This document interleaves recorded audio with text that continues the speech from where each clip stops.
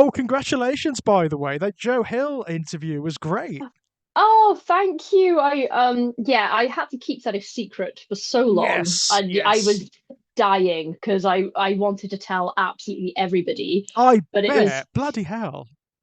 it was for Phantasmagoria, Yeah. so I couldn't tell anyone Oh, until the right. magazine cover, until Trevor announced the issue. So I was just there like Ah, every now and then I was like, brilliant. hey, oh, thank you. I was mostly just trying to contain I can the imagine. My God. fangirl. Yeah. I was But in yeah. my head, I was like, don't explode and say anything crazy. Just ask questions. Just try and look normal. Yeah, it's tricky though, isn't it? Because you are like, it is kind of like horror aristocracy, isn't it? You know, this It it's I insane, isn't it? just This is a king, right? You know, this is it's yeah, literally. And I can't believe some of the people I've got to speak to, like in the UK, like Tim Leb and Ramsey yeah, Campbell. Ramsey Campbell. I mean Ramsey's great because he's very approachable. Well, that's the thing, because I see those people at conventions, and because they're Mhm. UK based authors, like they felt a Yes, bit more like accessible, yeah. whereas I any mean, of the Kings are yeah. very hard It's to. yeah. You can't How do even really you make contact with them. So, right? How do you even get through that? You know, it's crazy, but very but cool. I'm just, you know, and the interview was really cool too. oh, thank you. I will forever be in Trevor's debt. I keep he's like, no, Yeah. no, he's like, no, no, you were. I wanted you to do the interview with me. I'm like, I Mhm. know, but that does not mean that I will not be buying you a delightful meal of some sort when I Of see you. And course, yeah, um, because I would not have got that opportunity if it wasn't for Trevor including me. He must have schmoozed yeah, him at yeah, Fantasy Con. right. Because I tried to do a little schmoozing and I wasn't Uh-huh. successful. Uh, I was do you know what's lovely is that he was so nice. right, right. 'Cause, you know, they Uh, say don't like meet your heroes and mhm, stuff, but he was so lovely. I knew he would be though, because I've yeah. I hear good watched him in interviews. reports, you know, I hear Yeah. very good reports from people who have met him, you know, at conventions and whatnot, and just generally, and everybody says he's a good guy, you know, he's a very decent guy. Yeah, he's very yeah, he was very like personable and Mhm. chatty and Yeah. friendly. So Looks like his seemed to have dad, doesn't he? yeah, he Doesn't he? does. I was like, you You could tell, can't you? You know, you could tell whose son he is. It's yeah, like bloody hell, wow. yeah. No, that was one of the greatest pleasures of my entire life getting I to can, do that. yeah, insane, absolutely insane, right? Yeah. Oh gosh. Do you want to put this on both of our channels, George? I don't mind. Yeah, that would be grand. I mean, do you want to upload it first since it's your, you know, it's your Nah, interview? Yeah, I don't mind. You nah, know, okay, nah. We no could problem. put it up. Um, because I think that we can like I think on YouTube you can like Mhm. tag it as like a collaboration or something Yes, or now, something like that. There's some something like feature, that. isn't But there? yeah, well, yes. But I'm excited because when I was watching Interview with the Vampire, I Uh-huh. watched it. I was like, I bet George has watched Oh, this oh God, yeah. because I loved it because I was a fan of I mean, I am a fan of the original book. Some of them anyway. Some of them are, you know, that some of them slip off. But you yeah, know, I always liked the queer subtext of the books, and it is primarily subtext in the books. You know, it's implied. The yeah, relationship, particularly in Interview with the Vampire, is homo-romantic more than anything, or homo-domestic, I suppose. You know, they yeah. live Hang on, let me together. press record. Oh I yeah, just realized yeah, I'm and not I'm recording. no problem. Let me do a quick dark bleatings from my end. No problem. I'm recording this end too, so Oh, good. Okay, yeah, so yeah. we got backup just in case of Recording in Yep. anything. progress. Thank you, mother. Yeah, she's a mother now. Since we did No. yeah, since my little podcast group did Alien, she's mother now. Oh, that was a great podcast. I really enjoyed that. That one we were That really was intimidated by. You know, of all the material, really, yeah, all the material we've done, we were a bit like, oh my God, this is such a big text. It's so polysemic. There's so much going on in it. no, Um, it was fantastic. I oh, really. Oh, so Dark Bleatings, everybody, welcome. I have George back, hello. one of my very favorites, and we're talking about Interview with the Vampire today and Dracula. Oh, oh Um, yeah. and for those who caught that first 30 seconds. Hmm. We were just talking about a fantastic podcast that George uploaded, and I Oh, will link that in the description oh, actually, thank you. about Alien. It Hmm. was it was amazing to listen to because you guys got so in depth with Yeah, it. it's three Um, hours long, guys. It is. It's a bit of an investment if you're going to go and listen to it. But you know what the funny thing is? It was 3 hours long, and we went so deep with it. But we felt by the time we'd finished that we'd barely scratched the surface. We there's could just have so gone on. We could have gone on. that's There's so much in that film. It's unreal. It's so profound.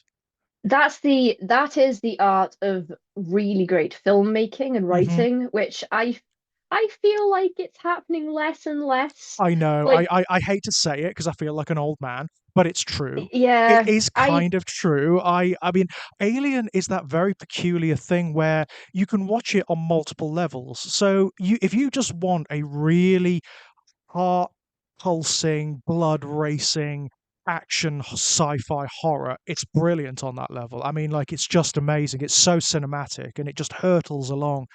But underneath all that, there's so much stuff about gender politics under capitalism, and yeah, no, it's yeah, it's crazy. It's yeah, I particularly, I mean, Jack, you know Jack, my yeah. Jack Graham, my podcast companion. He is a genius. Jack is an absolute genius, and he comes at these things from such a particular angle. I loved his preconception of the alien as like an algorithm or as a waveform that copies itself. Yeah, guys, honestly, this conversation was so good because I thought that I knew Alien, right? And I've been a fan of it literally for decades at this point. I tracked down, like an original script Oh my that I've got God. like, yeah, I got like a paper copy of it in my office, and like, so I thought that I had like deep dived Alien to death, just Uh-huh. myself, just my own personal interest thing, and there was so much coming up in this conversation that you had that I hadn't considered, or like things that I didn't know. Mhm. So yeah, it was really, really fun. Oh, thank you. I, I The only regret we had really is that because we were talking about gender politics, it would have been great to have like a woman on and maybe someone who's non-binary or something, so we could get like a range because we do have a certain range. I mean, we've got Elliot who's bisexual, I'm gay, Jack is straight. So we've got that going on, but we're all cisgender, all of us we identify as male. So it would have been maybe nice, especially given that the film is so like it's so female oriented, right? Yeah, well, that's the kind of thing that it occurs to you like when you're midway through the conversation, though, because you don't really Yeah, know what's going to come up to you. But of course. also, the three of you, though, are none of you are misogynists, so I Oh think that God, you no. carried the conversation quite well. It's an interesting um, thing because I know what Jack would say to that, and he's absolutely right. He would say that we're not misogynists, but misogyny is baked into culture and into our histories, and it's there in all of us, women included, yeah. everyone. Oh yeah, yeah. Um, and I think the trick is being able to identify that and take steps to mitigate it. Hmm. To I identify when there are like misogynistic urges or thoughts or responses coming up that are Yeah. cultivated, that are cultured within society. That's what Jack would almost certainly say. Well, I think you were like really thoughtful about the Mhm. discussion, and it was really interesting. And yeah, I had a joy listening to that because I was Oh. having a nice day leveling up on Final Fantasy X, and Yay! Oh my God, I haven't played I 10 was for like, ages. no, I was in the Omega dungeon, the Omega ruins, and I Oh. was like, I need something that's going to like keep me engaged to listen to Hmm. because I couldn't. I do love the soundtrack, but I couldn't listen to that dungeon music and the battle music for that long. For that So long, I because went. it's a big dungeon, right? Yeah, and then I saw your podcast. I think I saw it at like 20 minutes after you uploaded it. And I was like, oh Uh-huh. yes, yes, this'll be great. Yeah, because we're loosely. I mean, it's very loose. We always play fast and loose with it, but it's this season of Not the Same Log is loosely based around science fiction horror. I yeah, I miss the days where the writing was so good in a film and like the equal effort was made in all other Mhm. elements, like stuff like Yes. Alien and the Thing and um where you can talk about it for hours and still feel Yes. like you haven't scratched the surface. Because Yeah. I I'm a little bit disillusioned with the films that everyone seems to be raving about that are made now, and Hmm. I feel like I've lost my mind or something because I don't get it. Like, um, as you know, I hated 28 Years Later. Yeah, you weren't a fan, were you, of that one? I was not, but I'm happy that a lot of people enjoyed it and found so much to talk about with it. I just didn't enjoy it, and I didn't like it, and I didn't like. People kept talking to me as if I didn't understand what was No, being done with it. it's I split the did, crowd, that one. It has yeah. split the crowd like squarely down the middle. There are people who loved it and there are people who absolutely friggin' hated it, you know? Yeah, I was like, oh, I understand what was Mm, happening. I yeah, just don't yeah. like the way it was executed. Hmm. And then people kept they promised me, George. People kept saying, "Oh, I know you didn't like that one, but trust Hmm. me, you'll love the Bone Oh, the Temple." Bone And Temple, yeah. I believed them, George. Oh, you didn't like that one either. I thought that one was worse. And again, it's not like I thought great performances, and Mhm. I liked some of the ideas.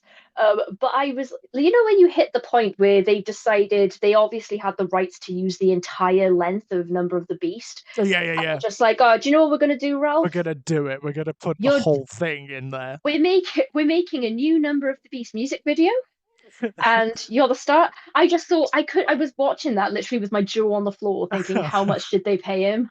How much did they pay him? And then, um, oh, I'm gonna say something controversial, but bear with me. Go on, go on.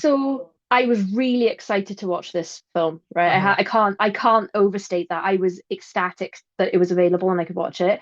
I watched Sinners, Sinners, and no, I haven't seen that one yet. okay, I won't spoil anything for you. Yeah, I haven't seen that Um, one yet. I know, I again, it's kind of like divided the crowd, hasn't it? There are people who has really like, it. yeah, people who like Oh, go okay. nuts and people who really don't like it. So, yeah. I I thought because I know that that one it won 4 Oscars and was Mm, nominated for a lot. hmm. I completely wholeheartedly agree with the Oscars for like the cinematography Yeah. performances, and I think the other one might have been costume design. Hmm.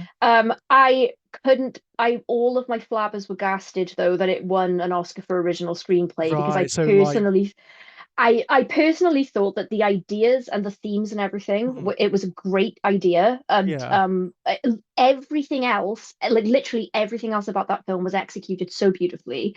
But yeah, I thought that the writing was just all a over the bit. place, and I Yeah. was like, I can't believe it. But I just feel like our standards have dropped a bit. So of course, but like not in like that wasn't a high standard of film, but I was Right, just a bit right. like There's everyone a, is raving about this like it's the best thing that's ever been made, and yeah. it again it's beautiful and the like the acting absolutely Hmm. outstanding and stuff, but like I was like, oh, But you and I was like, didn't, am I just yeah, it didn't get you. It didn't, you didn't respond to it, yeah? they were just well, I won't go into it with you because I don't Mm. want to spoil anything because I because I don't want to spoil it because a lot of people really liked it, so I don't want to Yeah.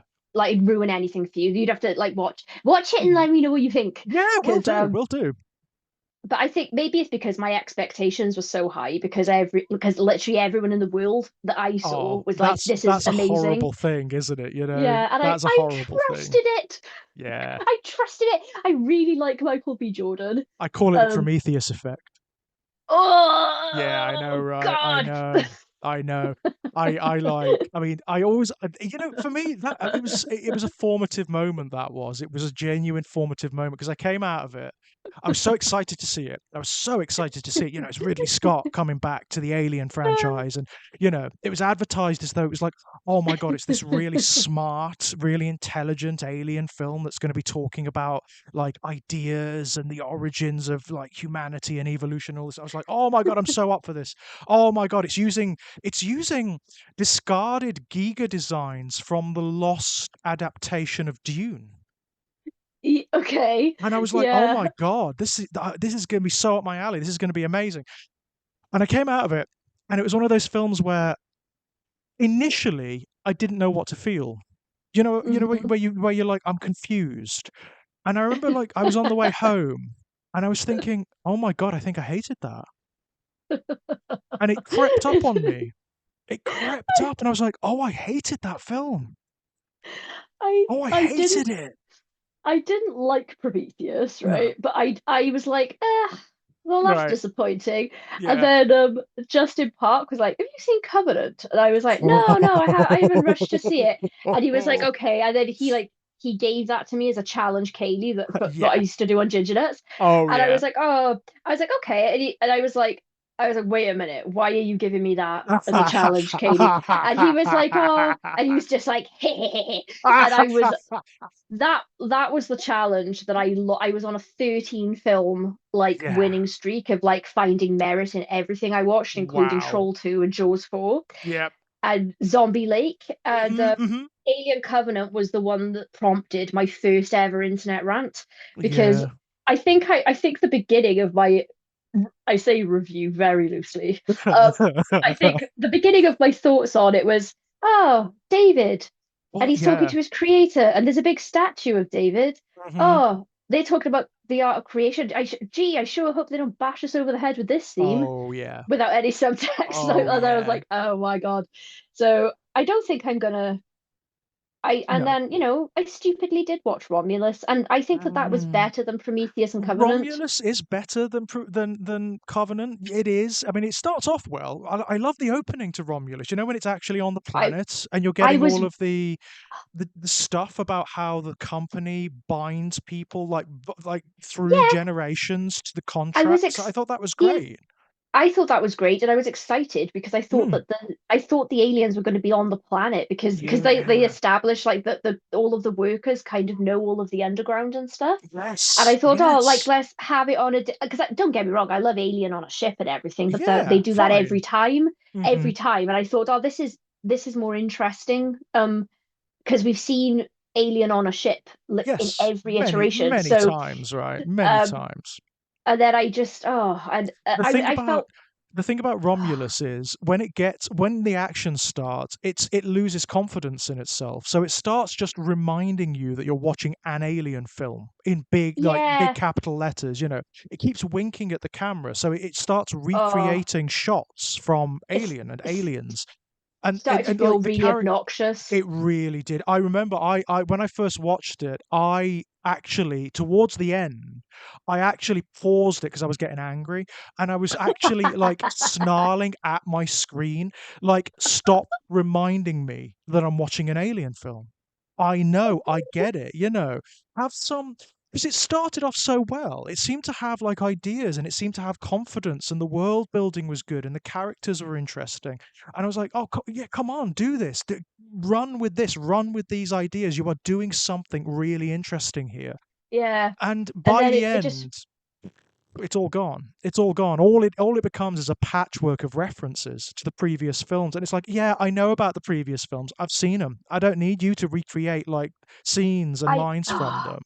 I never think that it's a good idea to keep reminding us of the superior films in the Right. franchise. Yes, Like, well, right. I Don't think, remind me of Alien, okay? Because yeah, Alien is one of the high bars of cinema, not just like yeah, science fiction or horror cinema. It's just a high bar of cinema. So oh yeah, don't it's remind me yeah, don't remind me of that film because yeah. I'm gonna hurtle back and think, oh, I'm not watching Alien.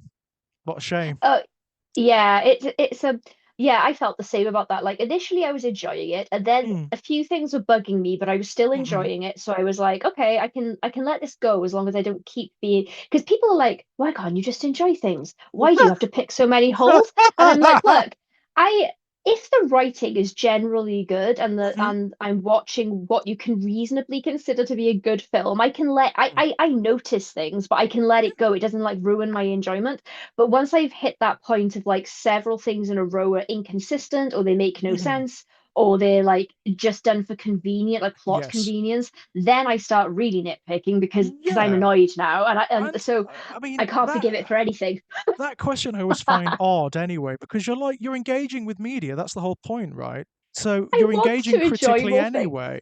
Yeah, Yeah, exactly. And I mean, it is not the case, or it is not the case that like you can't have knowingly low rent cinema that's really well made, right? That's Dude, fine. I was oh my watching God. with a friend Yeah. of mine, Gerard. I was watching a film from 1988 recently. We did a couple of discussions about the Maniac Cop series of films. And Mm-hmm, the original Maniac Cop from 1988, it's so low rent. It knows exactly what it is. mm-hmm. It's like, it is schlock horror. It's all about the set pieces, but it is so well done. It's Hmm. every set piece, every moment is so well shot and well framed and well lit, and the effects are really good. Big practical effects done in camera. That it's good. It's great fun. Cheesy, schlocky, hammy, really ridiculous at times. Great fun. Really good film. Knows exactly what it's doing and Yeah. entirely enjoyable for that. Hmm. Compared I to that, yeah. you get films like Romulus, which are like a million, million, million times the budget, has all of these pretensions about it, where Oh, it promises it's going to be exploring these ideas and these concepts, and then it abandons them because it see that. loses confidence in itself. Yeah, see now that's where I get annoyed because the bigger the budget and the more people that have worked on something, the less allowances I give it Right, for being absolutely. crap. If a And million billion dollars has been spent on a goddamn film, you yeah, expect it to be good, don't you? Expect it and to have the best of everything. and the script has passed through several levels of production as well, like Yeah. that they're and um 'cause so I've had it said to me that like my bar is like I just don't like anything and only the very like blah blah blah, and I'm like, dude, I'm someone that loves Red Dwarf, and Right. I know that consistency wise and plot holes and also like there's Yeah, loads wrong with Red Dwarf, but it's that show doesn't take itself very seriously, and exactly, right. it's a sitcom in space, and Yeah, generally I think the comedy's funny, yeah. and the writing is generally good for And like also, I mean, the it's deliberately low rent, isn't it? It knows what it's yeah. doing. It's like, it's a British TV program, so it doesn't have a mega budget. It knows it doesn't have a mega budget, so it does what it can. It's not presenting itself as like like the sci-fi show, like it's not even a sci-fi show, it's a sitcom, like Really? that's the other thing, but and I did you ever see those like smeg up Oh tapes that yeah, they love them. released with the Yeah, loved outtakes? them. I got Absolutely loved them. I was obsessed with them when I was a teenager. I really loved that things like they like answer questions that were written, and it's like, oh, in this episode, Lister said he lost his appendix as a child, but then this other episode, Uh-huh. Legion Yeah. took his appendix out. How is Uh-huh. this possible? And he's like, because we made a mistake, Because we okay? made a mistake. And also, I mean, like, if you really want to be fan wanky about it, it's a science fiction show that deals with multiple realities. Reality has been reset several times in Red Dwarf, right? Yeah, with no explanation Yeah, sometimes, which right. is kind of Via one of the things I some. like about it. Yeah, so Yeah, it's fine. Maybe in this version of reality, Lister's appendix didn't get cut out when he was a kid. It's it's fine. It's I think whatever. it's the attitudes of the people involved in the making, because I this is Yeah, why I know, right, don't get me wrong, right, I know that after season 5 it kind of drops Supernatural off. was Yeah, not written well. yeah. Supernatural now, I know it wasn't written very well Hmm. at like for its last 15 seasons of Yeah. whatever it was, right? Yes. However, they're quite aware, like the cast kind of make Hmm. fun of stuff, and like Hmm. they'll laugh at their own janky performances in some Yes. scenes, and like they like so Supernatural's not a show that's like take us really No, seriously. Supernatural's a We've really made good example actually, because it is. I mean, like at base, what is it? It's hot guys, cool monsters, right? Kind yeah, of it. That's it, isn't basically. it? That's the appeal. You're Yeah. not really going to Supernatural and thinking, "Oh, this is going to have the writing quality of like Breaking Bad or something." No, it's not really the point of the, and also like yeah, the things went differently to how the show the creator thought they were going, like whatever, like but it never like tried to sell us on this No, like this is the best thing that's ever been, like it's just supposed to be for the most part just fun, this lots is of it. silly comedy This is it. episodes. I mean, this is exactly what I tend to come down on Prometheus for, because it promote. First of all, there's the budget; it's huge, and it promotes itself as being this incredibly intelligent science fiction horror film with all of this existential stuff in it. when you pare it down, when you look at the version of the script that was filmed, which by the way should never have been filmed, that script needed so much more passes and editing and additions and whatnot. It's unreal. It's so pretentious, and Yeah. it doesn't fulfill its promise. There are really low rent, like B-movie science fiction films that are way smarter than this. I mean, we just did one. We did Quatermass and the Pit from, Hmm. Hmm. and that is when you look at, I mean, for the time, for the era, it was actually really, really effective, and the effects were really cool. But it's still a British science fiction horror film, so it's not mega money behind it, Yeah. but it is so much more intelligent than Prometheus is. The reason being, it really feels the weight of its ideas, and it's not afraid of them. It doesn't like just bring up the ideas then retreat, which is what Prometheus does. It brings up ideas. You'll have characters like talking about ideas and like almost winking at the camera, oh, this is a film about themes, and here's one of the themes, but then it won't explore them in any way, shape, or form. So you've Yeah. got This. characters like Elizabeth Shaw, the Hmm. protagonist. She ends the film exactly the same as how she starts the film, despite everything she Yeah. goes through. And it's like, when David says to her at the end, "Oh, you still believe, don't you?" And she says yes, and you're like, "Why? Fucking why?" It's You've just discovered that it's Frankenstein, right? You've just discovered mm, that your creators, the creators of life on Earth, fucking hate you. And you don't know why. They want to kill you, and you don't know why. You were a mistake. Maybe all of life on planet Earth, as we understand it, is a mistake. It's an error. You know? mhm. Why? Why do you still believe in this? It doesn't make any sense. That's my thing. See, the directors that I like that are relatively new in the grand scheme of cinema, Mhm. because I think there's a little bit of pretension here sometimes, but I think they can get away with it because they've gone. They're not. They know what they wanted to talk about, and they Right. went. And I think Ari Aster is really good. Ari Aster's I ace. I love Ari I Aster's films. maybe one of the best, and then Yeah. I also really like Oz Perkins as well. Yes, I love Ozzy's films because, like, they're clever, they're smart, they're really smart, but Mhm. also they're fun. But we could talk about any one of their films and that could go on 3 hours. Oh my Like God, because there's so much to talk about. Jesus. Like we'll have to do that Longlegs, are sometime. you kidding me? Oh God, I Are know. you Um, kidding me? Wow. Now before we go into a long legs tangent, I just realized. So what I wanted to talk to you about was Yes, Interview with the yes, Vampire yes. Sorry, because sorry, sorry. no, Yes, no, no, no sidetracked. Yeah, apology necessary. This is just how we roll, George, every single time. yeah, Um, I so I really wanted to talk to you about this show because yeah. I Right. wasn't even going to watch it because I have been Hmm. so disappointed with like reimaginings of things I already liked, and I'm a fan of the books up Hmm. to a point, and then I also really like the film from the Yeah, 90s as I well. I love think the 90s film, I really do. I mean, it don't get me wrong, wonderful. it has its flaws, and Hmm. especially like from a 2026 perspective, I suppose it's kind of problematic in certain ways. I mean, there's the whole sort of like the queer baiting element of it, but you have to, I mean, bearing in mind it's a 1990s film, so even Hmm. the intimacy that you do see in it is kind of revolutionary for a film of its Yeah, ilk. You never really you saw that. yeah, you need the context of the time it was made to really Yes, appreciate because that was about as much as they could get away with. yes, and Like like it's about as far as you could possibly go in that but context, isn't it?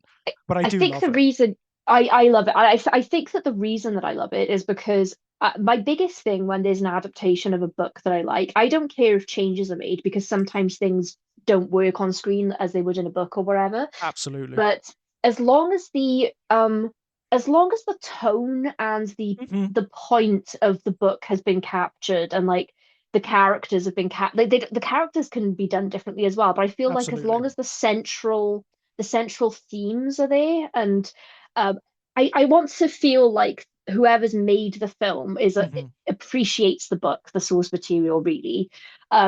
And I just thought that the atmosphere Oh, it's and beautiful. I think that it's film has oh such a dense and that air of melancholy. I mean, it is. I mean, people mm, forget, of course, because this is like just baked into vampire lore now. But it really was the first popular vampire piece of cinema that Hmm. that gave you the romanticized male vampire. Up until that point, they Yeah. were all monsters, right? They were all just monsters. They were all Dracula, right? They were all Yeah, Dracula. like Um, the tortured soul right. vampire really came from Anne Rice It because came from those Anne but Rice. It really did. I mean, and like it was certainly. I mean, even if she wasn't the first, it was popularized by those. The notion was popularized by those books, right? And by the film. yeah, I mean, the film was again. People kind of forget Neil Jordan, wasn't it, who directed the film? Neil Jordan, Not yes, yeah. yeah, was it Neil Jordan? Yes, it I was, wasn't it? Yeah. or was it Neil Neil, no, Marshall? no, Was it no, Neil no. Jordan? No, It's Neil Neil Jordan. Jordan. It's Neil Jordan because he did Company of Wolves as well. That's right. Um, Yes, yeah. yeah, and Neil, he's a really weird director actually for this kind of material because he's kind of art house. You know, his if you look at his Hmm. background, it's all this very obscure, weird, very surreal stuff where storytelling isn't quite it's not linear, it's all over the place. It's Yeah. symbolic and it's implied, and he brings that to Interview with a Vampire. So you get this weirdness going on. There's something about the way it's shot and the way it's framed that makes it kind of dreamlike and weird and Yeah, odd. it and there's moments by the way, I know that Anne Rice did not like the casting of Tom Cruise and then she saw the No, she film and was was she like, was quite against it, wasn't she, yeah, initially? but then I remember like she publicly apologized to Tom Cruise Yeah, afterwards though, because she was like, that is my Lestat. That's he's exactly he's pretty goddamn good in it, isn't it? I mean, I like what a surprise. I don't even really like Tom Cruise no, as an nor actor, to be me. honest, but But I like him as fantastic. Lestat. I like him And as now Lestat, I've got to say. I mean, I always Tom Cruise does this thing where he's massively formulaic as an actor. He does certain things with his face that are in every goddamn film, but he doesn't do it in this film. There's a no, thing that he he's does different. where Yeah. he like stares off into the middle distance and his mouth goes slack, and he does it in every goddamn film that he's in. And every time he does it, it takes me out of the film because I'm sort of like, stop it, Tom. You know, fucking stop it. Yeah, You know? in terms of casting, I think that he was absolutely. I think that they were all fantastic. Everyone cast Yeah. in the film. In Queen of the Damned, which I don't Mhm. want to talk about that Yeah. much. Um, I Yeah, it's not a I great don't film. It's I it's not don't a great film. I mean it's fine, but as an Yeah. adaptation of The Queen of the Damned, the book, Right. it's not great. And I don't think it's Stuart Townsend's fault that No, he didn't really capture Lestat at all no. because what was you can I mean I don't think he could with what he was given What he was given, yeah. because that film was made to give to a new metal loving teenage audience, which they Absolutely. nailed. I don't think it's a terrible film. I just No, think it's that just not like I think it's just not these books. it's not what you want, is it? It's not what you want from these books and this material, right? It No, see, abandoned I mean, I found that it yeah, abandoned like the sensuality of Interview with a Vampire, which is what part the of what I loved, the I texture and the intimacy of it is I gone. I thought the emotional depth was got there was no emotional depth in Queen of the Yeah. Damned. And like if you just want like a fun vampire film with a cool Oh, soundtrack, fine, I saw Jonathan Davis at Download perform that mm, whole soundtrack live. It yeah. was one of the best hours of my life. It was so good because the original music, the original stuff they wrote for that film, I still like. Mhm. But yeah, like there was no chemistry between Lestat and No. what's it, Talamasca lady? I can't even remember. Jessie, is it? Yeah, it Um, just doesn't work somehow, does it? And when I mean, I know it's not like a sequel to the Interview with a Vampire film. It's like its own adaptation, isn't it? But yeah, when it's in the same family, and you compare the two, the resonance and the depth and the richness of the relationships in Interview with a Vampire, there's just no comparison, is there? There's just no comparison. Everything no, in Interview with the Vampire, the film, is so complex, you yeah. know? Sorry, Stuart, but you are ranked third for my people Mm, who played Lestat. yeah. Now, where I thought that they did pretty much everything right in the TV Hmm. in the show because they obviously they changed some stuff from the Yeah. books. There's Oh, some major yeah. things actually, Yeah, but huge I think stuff. I mean, like they hurtle it forward a few centuries. obviously they make Louis black. They They changed the race dynamics. But completely, but I what loved it. I loved I what did they as did well. with it. I did because it didn't feel like something that was being done for the sake of just modernizing. No, It what they felt like they it, dug into the narrative it's and it. they translated the themes of the narrative into something that was a bit fresher to I like, think that's you know? exactly it. Like they took the dynamic between Louis and Lestat, and then they, by hurtling it forward, by making Louis black, they changed the valence of the relationship. The power dynamics in that relationship become complete, like way more complex all of a sudden, like way more complex. The Yeah, subtext, like the homosexual subtext, becomes text in this version, and I I love love, that. yeah, yeah, I did as well. And Sam Reed, oh my God, where Mm. did they find him? Yeah, right. Because I didn't think, honestly, didn't think that anybody could top Tom Cruise for me, Yeah, for but for playing Lestat. But yeah. Sam Reed, I was like, oh my, Wow, like, right? And and they he's invest him with so so, much. They invest him with so oh, much. I mean, like there's like a narcissism, absolutely, but he's also very lonely and very afraid of being abandoned. That's something they tease out. That is in the novel, but it's not that significant, really. It's not like explored to any great depth. Whereas here, it becomes almost like the principal motivating factor of the character.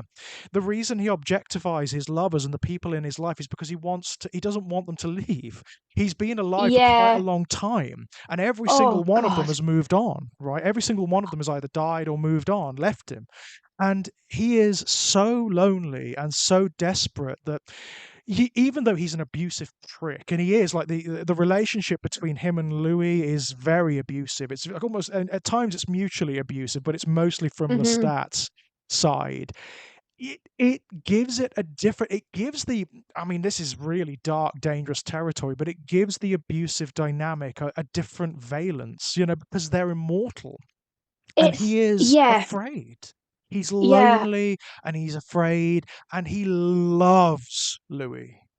Like yeah. he This, oh, just Louis, he absolutely adores, and of course, being immortal, he doesn't fall in love that easily. no, I this was the thing that I found. Maybe this was like the most compelling element of the show for me, is that I was so confused about how to feel about Louis and Lestat, because on Yeah. one hand, like they are like mutually abusive to each other, but Hmm. because we're getting this from Louis's perspective, initially you're like, Lestat's an asshole, but Yes. then I liked that, because the framing device of the show Oh, is that so Daniel's good. interviewing them, and he's Yes. and I like, and this is like following on from the first interview as Yeah. seen in the book. Hmm. And Daniel's like, hang on, there are inconsistencies because Yeah. you said Daniel this. actually is brilliant in this. This is the best version of Great. Daniel by a significant margin, because in the book and in the original film, he's kind of a no, he's kind of a non-entity, isn't he? He is there as a He's framing just this. device, right? Yeah, he's a facilitate. Yeah, He's yeah. not that here. He has a No, whole other valence in this series. He is there to remind not just Louis, but the audience. He's kind of like you know who he is? He's Jiminy Cricket. He's the audience's conscience. It doesn't yeah. matter what like romantic bullshit Louis spins in his yarn and his recollections. He's there to remind him, yeah, okay, fine. You were lovers and it was hot and it was romantic, but you're still fucking killers. And Both of you. I, You're all still yeah, fucking killers. He says that about oh, I can never remember her name. The girl they adopt, the child they turn. Claudia, Yeah, Claudia. Claudia. Yeah, He says that about Claudia because Louis is rhapsodizing about this child who's wonderful, and he loved her so much and she was so smart and clever and intelligent. And Daniel sits there and goes, "Yeah, she was still a mass murderer. She was still one of like still like yeah, by human standards, still one of the worst mass murderers, yeah. on a She's domestic level you could possibly imagine. So don't give me the bullshit, man." Yeah, because she was very like Lestat Yes. for her I proclivity. love Like, Daniel is so important in this series because he grounds it. You know how the original book and the original film is all about the romance. It's all about how mm, romantic and dark and desirable these entities are, and that's what it's about, and that's fine. That's really cool. It's why, there was a whole culture of little gothic kids, and hmm teenagers in the 1990s who kind of wanted to be vampires, this kind of like sexually fluid, genderless culture that wanted to be vampires, right? That wanted to be immortal, that wanted to dress in black and drink blood and like write poetry about the existential ennui of being. Great, love that, love it to bits, and I love the Interview with the Vampire. It kind of half inspired that. What this yeah, series does, which I think is really smart and kind of brave, is that it takes that and it says, you know what, though? They're not all that. They're still fucking monsters. yeah, These and like creatures, no matter how romantic they are, no matter how sensual and whatnot, they are cannibals and killers. And he's there to remind you of that. He says that all the way through the interview. And also, he yeah, punctures Louis's bullshit. Louis, like, Louis loves to romanticize in his, with his ennui and his like the fact that he's in despair all the time, and it's like, and Daniel is like, yeah, whatever, man. For beyond he's just everything else, unimpressed. yeah, Yeah, he's just beyond unimpressed. anything else, you But I ultimately became privileged by killing, by being a monster. So don't give it to me, man. I'm not buying. I am and just I not buying. and I really like, I think one of the more like essential parts of like what he's contributing to the narrative, Daniel, is like um we realize like not that far in really, like hang on a minute, is Louis a reliable narrator? Right? Because we're just taking his word for it. And like the Yes. film, we don't question Louis's account of No. events at all. And No. then at the end when Lestat turns up and he's like, Louis, all this whining. That is my um favorite line in the whole film. Oh, Louis. it's The way Tom Cruise delivers it is great as well because he kind of growls it, oh, Louis, still yeah, whining, Louis. And yeah, in that universe, in that film, I'm so with Lestat. I'm kind of like, yeah. you know what, Louis? You are immortal and beautiful, and you can, you live this sensuous lifestyle. It's like, calm down a bit, you know? Yeah, Climb down off of the cross, Louis, all right? but what I really liked about the way that this show framed everything is we've got Louis' account and we kind of have to go Mm, by it, but at some point we're like, oh, I don't know if his memories, and it's not because he's lying, it's right. because memory.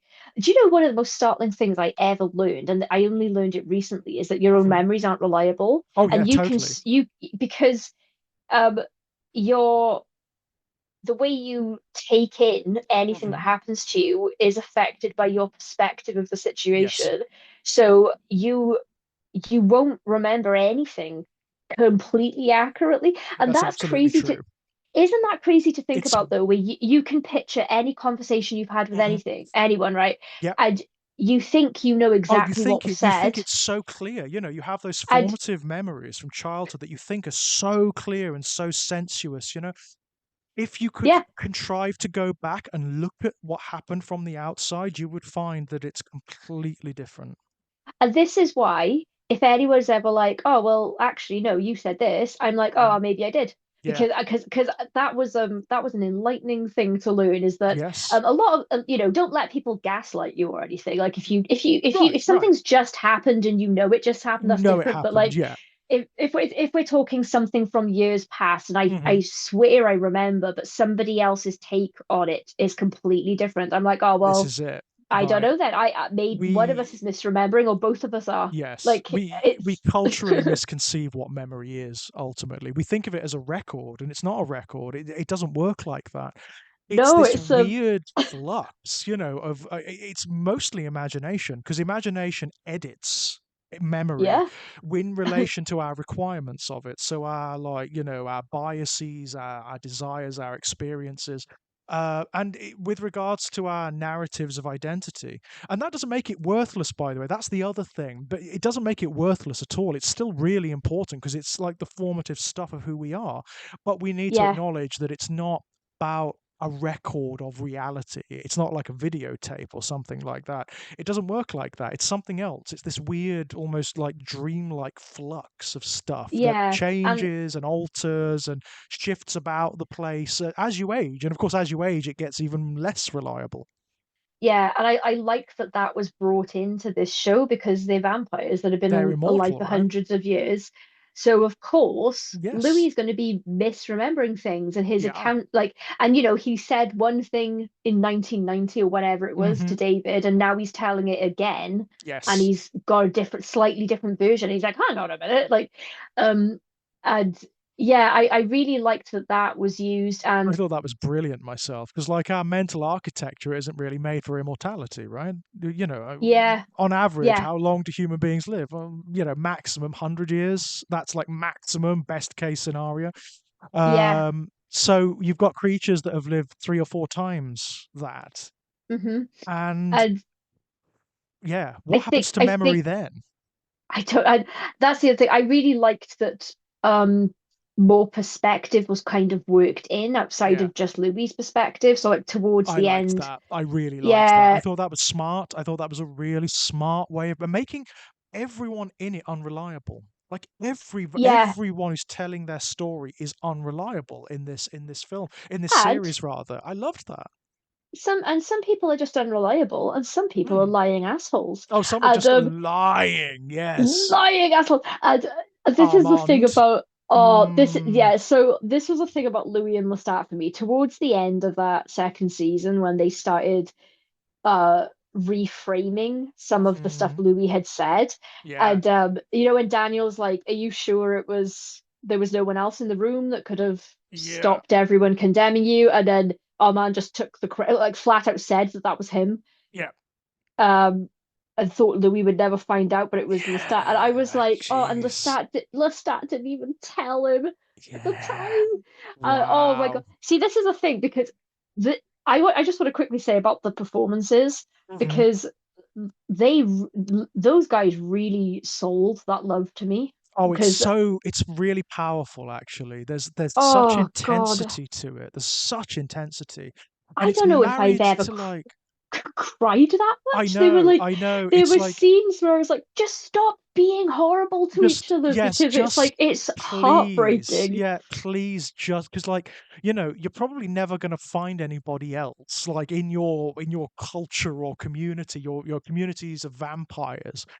The It's just the tragic. right, it Um, really is. It really is. and That the fact they can't just be. They can't just be together without all of this bullshit, the yeah, I just drama, the power plays, the I ridiculous oh the power power plays. plays. The just a quick caveat though, because we've already said like these two they are in an abusive dynamic. Yes, they are. Just if in the real world of like human Mhm. relationships, I would not be like, oh, but the love. I just want Oh, to make that fuck really that. clear. No, If absolutely you're in not. a No, no, no, no, no. This if is you're in a not bad that. situation, No. try and get out. But Get like, out. it's the world of the vampire because their Yes. parameters for everything is different. Yeah, Um, totally. like um, and I think something that was I gotta say this said as so many times something I think was done really well. So like I think that the film version captured the book, and I think that Yeah. the show might have elevated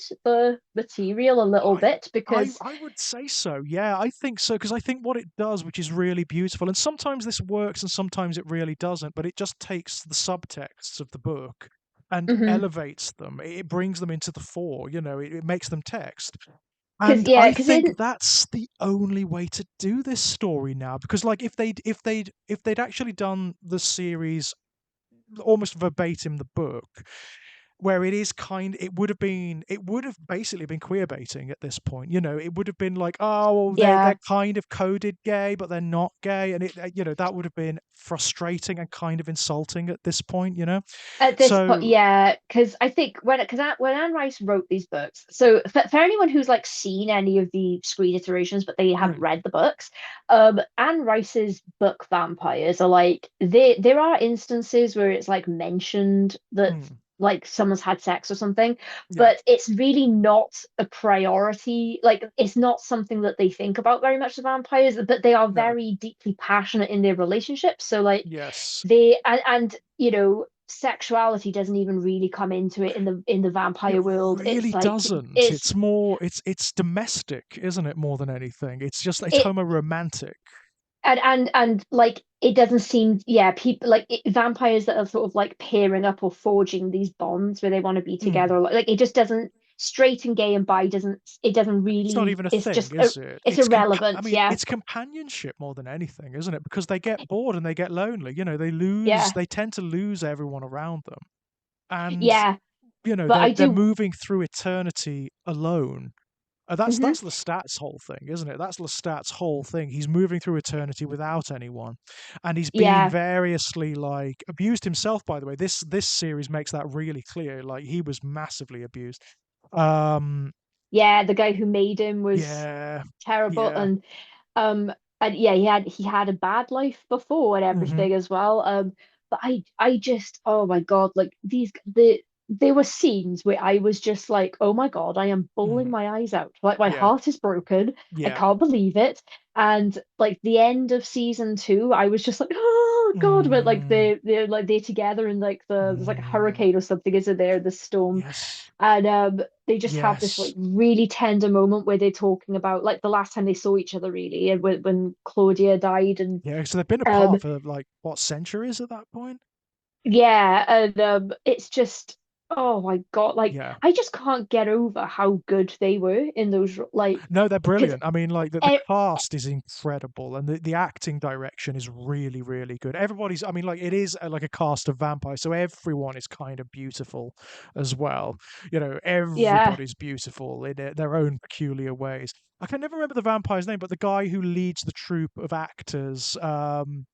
Oh, Oh, I did know, and it's escaped me. yeah, he's got a very particular Santiago. Santiago Yeah, in this is, I love him.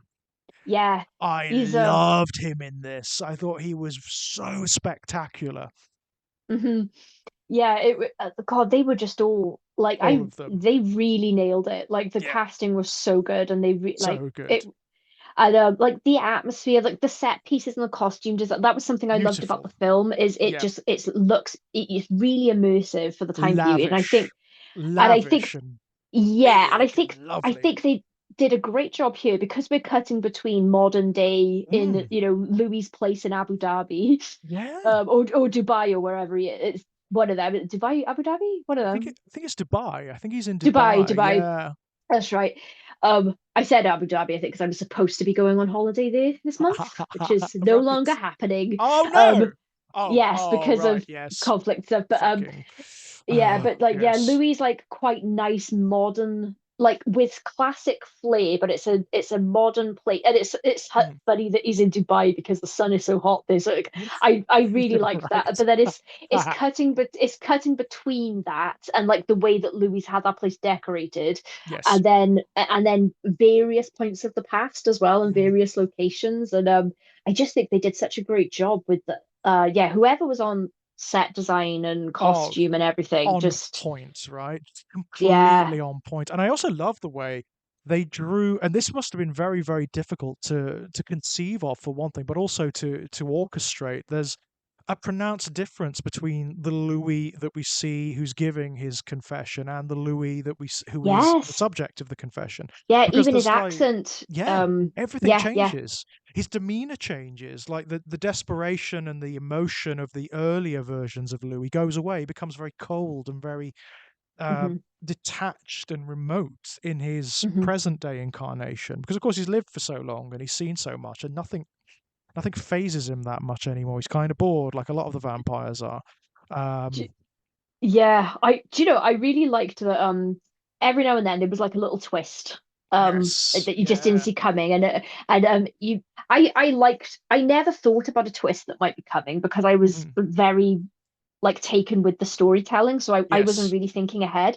But one thing I thought that they were going to do, when they were plotting to kill Lestat, yeah, and Claudia and Louis are talking telepathically to each other all the time. It's Mhm. such great comedy in some of those scenes where Lestat's getting Yes. annoyed because he knows that they're talking. Yeah. Um, I thought that he was going to undo the plan because he could hear them the Oh, he whole could hear time. them the whole time. I Yeah, thought yeah. I know that that was like a rule they established that Mm. the creator and their fledgling can't Yeah, do that. But I yeah. just thought, what if he lied? Because Yes, what if Lestat he lies. right? But yeah, all the Um, time, right? He's an inveterate liar, so maybe yeah. yeah, that would have been And cool. I thought maybe he just said that because he's Mm. clever and he just Yes. wanted to make because he's so paranoid about people leaving him. Yes. I thought maybe he'd like just completely lied about it and that he Yeah. was going to be like, yeah, I've been listening to you fucks the whole time. Yeah, right. So um, calm down, all right? Yeah. yeah. Oh, wow. Yeah. I was like, I was ah, I shocked by this. I'll be honest, I was shocked by the whole series. Because I went yeah. into it thinking, yeah, it might be fine. I'm sure it'll be entertaining if nothing else. Everybody's hot, so that's one thing. Um, but I Yeah. was shocked by how good it was. I was shocked by how good it was and compelling, and how good the writing was, and the It the was just so pathos. beautiful. Yeah, the Oh, yeah. incredible pathos of it. Like, I really felt for these guys. I mean, by the end of like the film Interview with a Vampire, Louis can be a bit annoying. It is because Yeah. he's meant to be, right. Lestat is kind of right. It's like, come on, Louis, you're immortal, you're beautiful, you can do more or less whatever you like. Stop being such a pansy about it, right? The the the series gets that and runs with it in such a beautiful Hmm. way and makes it part of its complexity. It's really clever. It's really smart and introduces all Yeah. these wonderful ambiguities. And a lot of it is introduced through Daniel. It's Daniel. Yeah. Daniel has this great thing where he just punctures the romance. He punctures all Yeah. of like and some, I imagine some viewers might respond to that negatively. They might feel like, oh, I wanted it to be purer than that. I wanted it to be cleaner than that. But I loved that note of bitterness that he introduced and that note of ambiguity where he's calling them on their hypocrisies, right? He's I think calling them on it. I think he's reminding us as well because Yes. again because these characters played the intense love so well Yeah. that every time one of them did something like because there's that scene where like Lestat drops Louis from Lestat and they have that horrible fight and Oh, that's it's horrible. it's horrible. Yeah, I hate And that one. I think that that's what everybody remembers. So you think like Lestat is the worst one. He's more Hmm. manipulative and stuff. But I forgot when I rewatched it and I forgot that there's that whole drags on for like decades when Claudia Hmm. leaves Yeah. and Louis just completely ignoring him Uh-huh. and he's not and I was like and so let's start getting a Hmm. bit like he doesn't love me he's like and I forgot that because I was remembering more extreme Of course. stuff Yeah. but I was like It's no like it's mutually abusive, the relationship. It's really dark. It's yeah darker than it it is in is in the film. It's darker than it is in the film and the novel. That's for damn sure. oh It's much more yeah extreme. That's for they damn went sure. they went deeper with it and I what I liked was sometimes like because Louis like recounting these memories so he's Hmm. like oh and then there was this fight but then I spoke to him again and then Hmm. I he wrote this song and got that woman he cheated on me with to sing and he was so angry he went over there and all this and like and you kind of because you like really believe like that relationship and you keep Hmm. wanting to see it work out Yeah. I think we are but like we forget wait no this like this if these were human characters you'd be so horrified Oh yeah. If this at the was if thought of these yeah, if these were human, it would be like leave, guys. Both of yeah you turn and if around and walk in opposite directions for as long as you can go. Yeah. and if Louis wasn't so um sensitive and driven and like admiral qualities and if Lestat wasn't so funny you'd be like oh just split up for God's Yes, sake just and I absolutely, yeah, just so divorce, guys. Just split up for God's sake. but we forgive them a lot because again it's fiction but Yeah. what I liked about Daniel is like Louis would have already told him this horrible incident and then be like but then Lestat and he's Mhm. like oh so you just went right back over there Yeah, this is it, like right? Daniel he's is like, no, talking you are the abused wife who keeps going back. after they've yeah, and been I beaten, basically. thought that that was a good reminder to the audience of like, Yeah, because that's exactly, if you sat down and told a friend, yeah, oh, this incident happened at home, and it's then I just clever. and then you start like lamenting the romance, your friend would be like, what are you talking about? Yes, it's a Like, grounding element, isn't it? That's what Daniel yeah. brings. It's this real grounding element where he's looking at, I mean, the show very deliberately is looking at how problematic romanticization of vampires actually is. And Oh, I in mean, even, general, yeah, yeah. in general, and the sort of the issues that derive from kind of what Anne Rice facilitated in the 1990s. It's really very clever. Hmm. Very, very clever indeed. And yeah, I mean, it can feel like, oh, you're puncturing the romance, oh, but that's what it's for. And I loved the layers that added, and also, I mean, like the control and the dynamism that gave to Daniel, because like in the Hmm. books he's got no agency at all, he's completely passive, he's got no character at all really, he's just there as a framing device, and that's it. Here, Yeah. and also, I mean, I love the actor who played him, I love him to bits. Jewish actor, I can never remember his name, really, really cool. Oh, I can't remember it. I'm having trouble. I only remembered Sam Reed because Yes. I looked him up right before, but I Right. can't remember who played any of these. What I really liked about Daniel and the way that this actor played Daniel here as well Mhm. is that because this feels like a continuation from the film, Yeah. because it's like it's the same source material, but I really felt like they were honoring, maybe not Queen of the Damned, but just Mhm, forget about mhm. Although that's the next doesn't season, really isn't it? count. By all accounts, that's the next I season, am isn't it? That I story.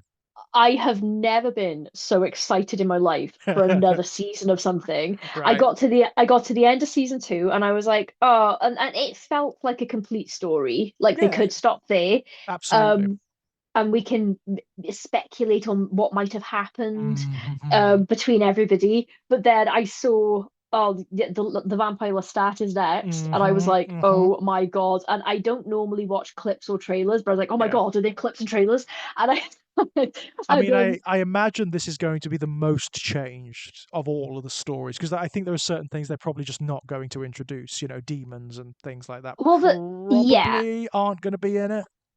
probably not. The what I never liked about the Queen of the Damned film, I get, this is, it's just a completely different level of Mhm. whatever. But like it was like it 'cause the Vampire Lestat and the Queen of the Damned are two separate books, and it was Yes. like they merged them to make the Queen of the Damned, Yeah. but left out all of the really good bits from Good both stuff, books. right? It was like Yeah. It's like, like that's what I yeah, mean. Like I feel let's I take felt the like they worst missed. bits of both of these books and discard all like the meat. We'll just have the entrails, thank you. But what I'm really excited about for this upcoming show is in the Vampire Lestat, the book. That's the story of Lestat getting depressed and just going to Mm, sleep for hundreds of years or yeah. 100 years or whatever it is. And that's also the story where he um finds Akasha in the Mm, wherever she's being kept. And then the Queen of the Damned is a separate, like yeah. directly follows on, obviously, but that's then the start of that story with the Queen of the Damned. So Yes. Akasha isn't like a focal point in the Vampire Lestat, but Mm, it's like a setup for a bit later and some stuff. mhm. And I felt like it got really rushed through in the film they made with Stephen Tow. Definitely. Like they were like, oh, and then he found the statue and blah, blah, blah, blah, blah. Yeah. And now he's a rock star and he's not wearing a top for the rest of the film, guys. And like, Yeah. um, which no complaints or anything. I'm just saying. Mm, And yeah, yeah. but I saw some bits of the upcoming show, some clips and Mm. stuff, and some of the stuff looks really funny. I saw this one clip of Lestat picking up the book in a bookshop, Ha, and he's just like gulping at it, like ha, what? ha, ha, Like reading it, and I thought I'll stop watching stuff now because I want to like ha. wait till the show comes out. But I Oh, do that's quite remember, cool actually, because that kind of is the show signifying, well, this is going to be different. This is not going to be like what's yeah, technic, he's like skulked into a bookshop in France with his sunglasses on, and he finds Uh-huh. a copy of Interview with the Vampire, and he's like, just seems pissed. Um, it was so funny, and 'cause I think that he really got the comedy of the character. Because like Lestat's a cruel character in the book, but Oh I yeah. do think that they humanize the vampires a bit for this show Mm. because they're a bit like they're almost ethereal in the They books. They're are in the so books. They're so elevated. They're almost like there's like a dark angel quality to them in the yeah, books. they're not like concerned with human stuff, and like it's not that they don't have feelings. I Mm. think in the books like they feel more deeply, but they're Yes. not. But a lot of stuff is deemed very trivial and not even Yeah. with the headspace. So like they just don't operate like regular people, and Hmm. they do have that in the show. Of they're more Yeah. concerned with like you know what like they feel very deeply, but I do think that they humanized him a bit. I think Definitely. the Definitely. They. hu the humor that Tom Cruise had Huh. in like it was all cruel, Mhm. like um so, and then in the show there were just moments of like he's just popped off a one liner Yeah. every now and then like Stat in the show has a lot more levity about him. mhm. He's, it's not all vicious or sadistic. That's not like the through line of his character, No, which it I is for saw the this. stat in the film. He just enjoys being a bastard, doesn't he? He enjoys Yeah, killing. He enjoys pain.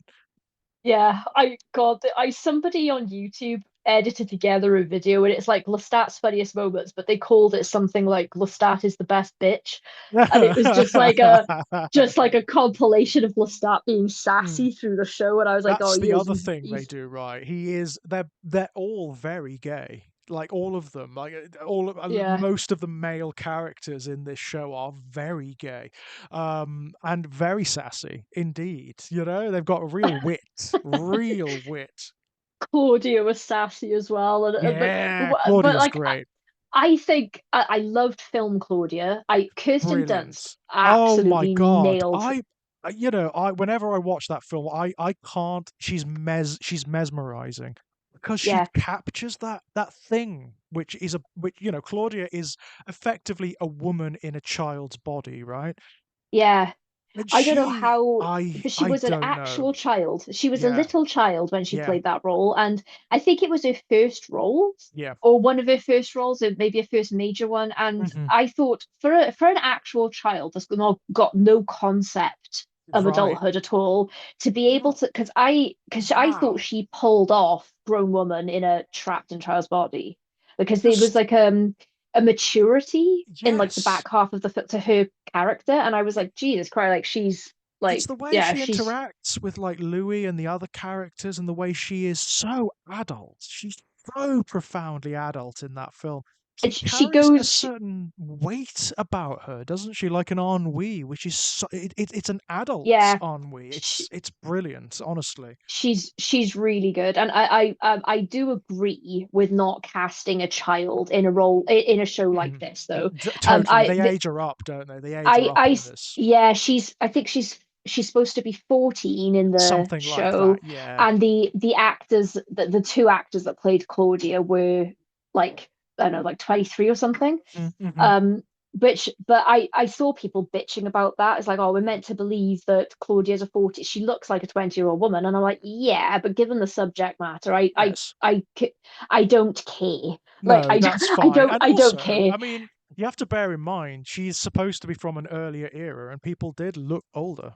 Have you ever seen photographs of like your parents and grandparents from when they were like our Yeah, age, and people just it's did right. look older? Yeah, Um, I got no qualms just suspending my disbelief to no, it's just fine. accept that an actual child wasn't Yeah, cast to play that role in a show absolutely. where like there's sexual stuff, Yeah, really yeah. bad language, and the violence and There's like it's abuse. There's all sorts of stuff going on. Yeah, yeah, I it's don't think a kid should be performed, but I think what they gave Kirsten Dunst wasn't it like it wasn't as extreme as it is in the show. Oh no, definitely not. I mean, like the character Claudia in the show she's much more tormented. Like in the film, it's like everything else. It's more ethereal, isn't it? It's existential ennui that she has going on. Yeah, It's the fact that she'll never grow up. It's the yeah, and whereas the show version of Claudia, she's not as passive. So she's like, "Oh yeah, I'll never grow up. I'll never be like fully developed." But she goes out and gets the experiences anyway. Yeah. Oh God, those scenes make me so sad when she Yeah, comes back and she's killed her boyfriend. Like I was like, yeah, oh God. But yeah, that's for me. Like I feel like it elevated the source material because yeah, bit definitely. they went a bit deeper.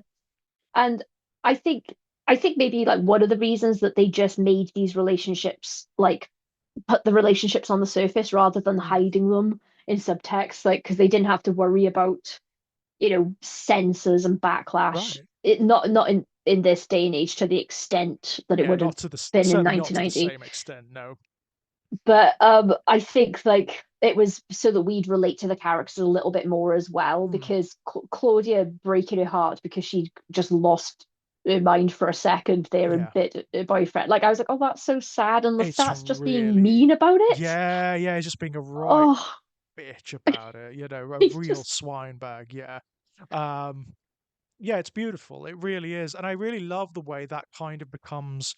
It becomes like a macrocosm of the tensions between any parent and child. The things that mhm. that occur, the tensions and the misunderstandings and whatnot are just elevated here. They're operating on a slightly different plane because of the immortality and whatnot, and it's so interesting. It's so fascinating, and of course the nature of parent and child is different because they're Yeah, conceived differently.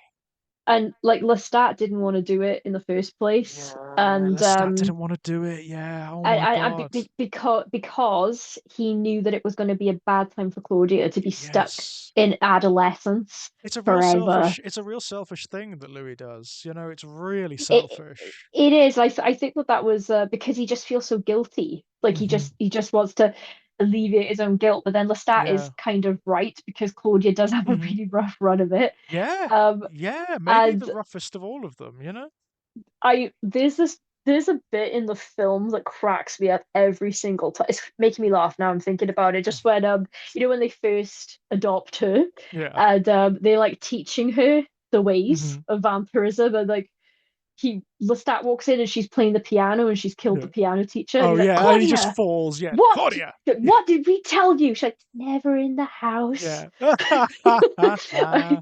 It's just so good. Brilliant. Um Absolute brilliance. Yeah, I love that sequence where it's very Ozzy and Harriet. It's very domestic. And I think they captured that in the show as well, but it just Mhm. went a bit deeper with the level of resentment. There's Yeah. that scene where Claudia is finally winning a chess game against Lestat, and then instead of Yes. just winning, she just leaves. So she's got like one move left to Yeah. win, and Lestat knows she's going to win, and she's like, Yeah. "I'm going to bed," and he's like, "No, no, no, Uh-huh. finish the game," and Yeah. it's so petty, but Yeah. I was like, "No, Wow. that's like." Wow. I just think that the writing is um It's very good. God, like It is it's very good. And like they've done that brilliant thing that good TV often does where they've saved themselves a lot of problems by just casting it correctly. I mean, the oh everybody is yeah, yeah, perfect, everybody's fantastic, but also the chemistry between the actors is really strong. So, yeah. like, I mean, oh my God, the actors who play Louis and Lestat, when they're together, it's so intense. Whatever it Hmm. is, whether it's the love scenes, the sex scenes, whether it's the arguments, the violence, it's always so impassioned. And Yeah. even right at the end, in the midst of the hurricane, when they reconcile to a certain degree, and insofar as they can, it's really Hmm. powerful. It's really Yeah. intense, and it's Oh, because of the actors more than anything. one of the scenes that's one of the most memorable scenes for me. And again, I was crying at that one because I didn't know if they were like reconciling as in they'd get back together. Hmm. But my kind of takeaway from it was that they'd like forgiven each other. Yeah, And yeah. and that was and like Louis had learned that it was Lestat actually that saved him, and Yes. Yeah. Lestat faced getting Claudia killed Mhm. because I think he thought he wanted that and then Yeah. didn't when Yeah. it was too late, like the wheels were in motion then. And Yeah. um it's such a beautiful scene. It is, and I mean, you've got all that wonderful span of time as well at that point. Mhm. So enough time has passed where they realize that all of these games and these betrayals and it's petty ultimately, isn't it? In the face of immortality and eternity, it's pointless. It's utterly petty. So you may as well just sort of surrender to what you know. The love that you know is there. Mm. Um, It's just the chemistry between all of the characters in the show and the film are yeah, fantastic. I believed it, show and film. I yeah. think the performances are probably equal. I think I prefer Sam Reed's Lestat, Hmm, but hmm. but only maybe because of the writing of Yeah. because Tom Cruise was really like he did capture He's the book very character. good. I mean, he's very good. I mean, again, it's always surprising to me how good he actually is as Lestat. Uh, Also, Brad Pitt as Louis, I yeah, like that's a bit of a surprise because I thought he played that really well as well. he's very good. But I mean, like, you know, Brad Pitt, I actually do quite like as an actor. I've got to say, I think what mhm, happens with Brad Pitt is he tends to be underestimated because he is pretty. It's really yeah, strange. I You know, people agree. tend to think of him as the pretty boy, and therefore that he's not, you know, that's why he's in the film. It's not because he's good at what he does. But then I look at, you know, I look at some of the roles he's played. I look at Tyler Durden in Fight Club, and Yeah, it's just he's a great. fantastic Yeah. performance. I mean, genuinely bloody fantastic performance. His character in 12 Monkeys, brilliant, absolutely amazing. He can, you know, man can act. He can do Yeah. it. He's very good, and I think he's very. I mean, he's very young in Interview with the Vampire. I mean, like Hmm. very young indeed. Um, but he does get that, you know, that strange ethereal confusion that the newborn vampires have. I Hmm. love Hmm. that. And that's sort of like that element that he has of seeking after himself, seeking for some purpose or identity or whatnot. That's really cool too. I like that. And you've got Antonio Banderas as Armand in that one, of course, and I love that casting. Love that casting so much. In fact, Armand in the film is my favorite. Oh, hello. Oh no, have we dropped out?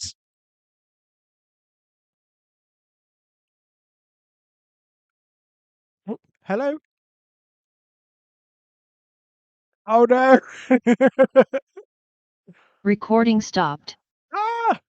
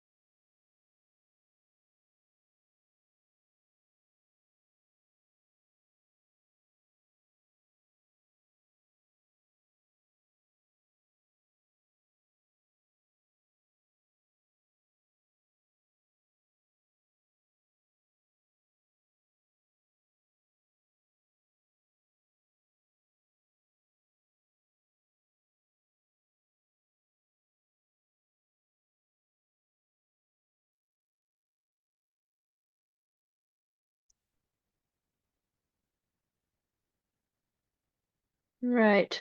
Oh, hello. You okay? Sorry, George. No, it's We okay. No problem. It happens. It happens. we just go back on record. Yeah, we changed our internet provider to Mm, apparently have better internet, and it just right. cuts out upstairs Recording in progress. all the Oh, time. oh So no. yeah, so sorry everybody. Just my Yeah. internet just inexplicably interrupted George mid-sentence there, cut me off. No problem. Technical issues, right? Technical issues. Yes. It happens. It Um, happens. right. Um, I have a tech husband. He'll take care of it. but no, I Probably was with some just annoying cable that I don't want running through the some house, but species of annoying cable. Yeah. I was just saying that, like, Armand in the film, Antonio Banderas, that I think he may actually be my favorite of the vampires in the film. oh, in the film. Um, Yeah. yeah, because he's the Yeah. oldest vampire, isn't he? At that point, he's the oldest known living vampire. Um, Yes, that's right. That's right. Yeah. there's that whole Yeah. wonderful sort of existential thing going on with the vampires in that regard, where he says something along the lines of, I have lived, I think it's like 500 years, isn't it? Something ridiculous like that. And he says, Hmm. like, I have never learned a secret or seen a miracle or anything that Hmm. explains anything about us or that suggests any wider power in the world. We just are, you know? Hmm. And that's really cool. I like that because, of course, film Louis is slightly different from series Louis. Film Louis is like seeking after this stuff. He wants to know. He wants some Hmm. reason for his existence. And Lestat is kind of eye rolling about it, isn't he? He's kind of like, it doesn't matter, Yeah. just let it be, you know. Yeah. Yeah. I think the Lestat's a bit more experienced though, and I think Yes, the answers he had found out so far were not the very illuminating or. I think that's it. I really think that's it because Lestat has the benefit of being the older vampire, right?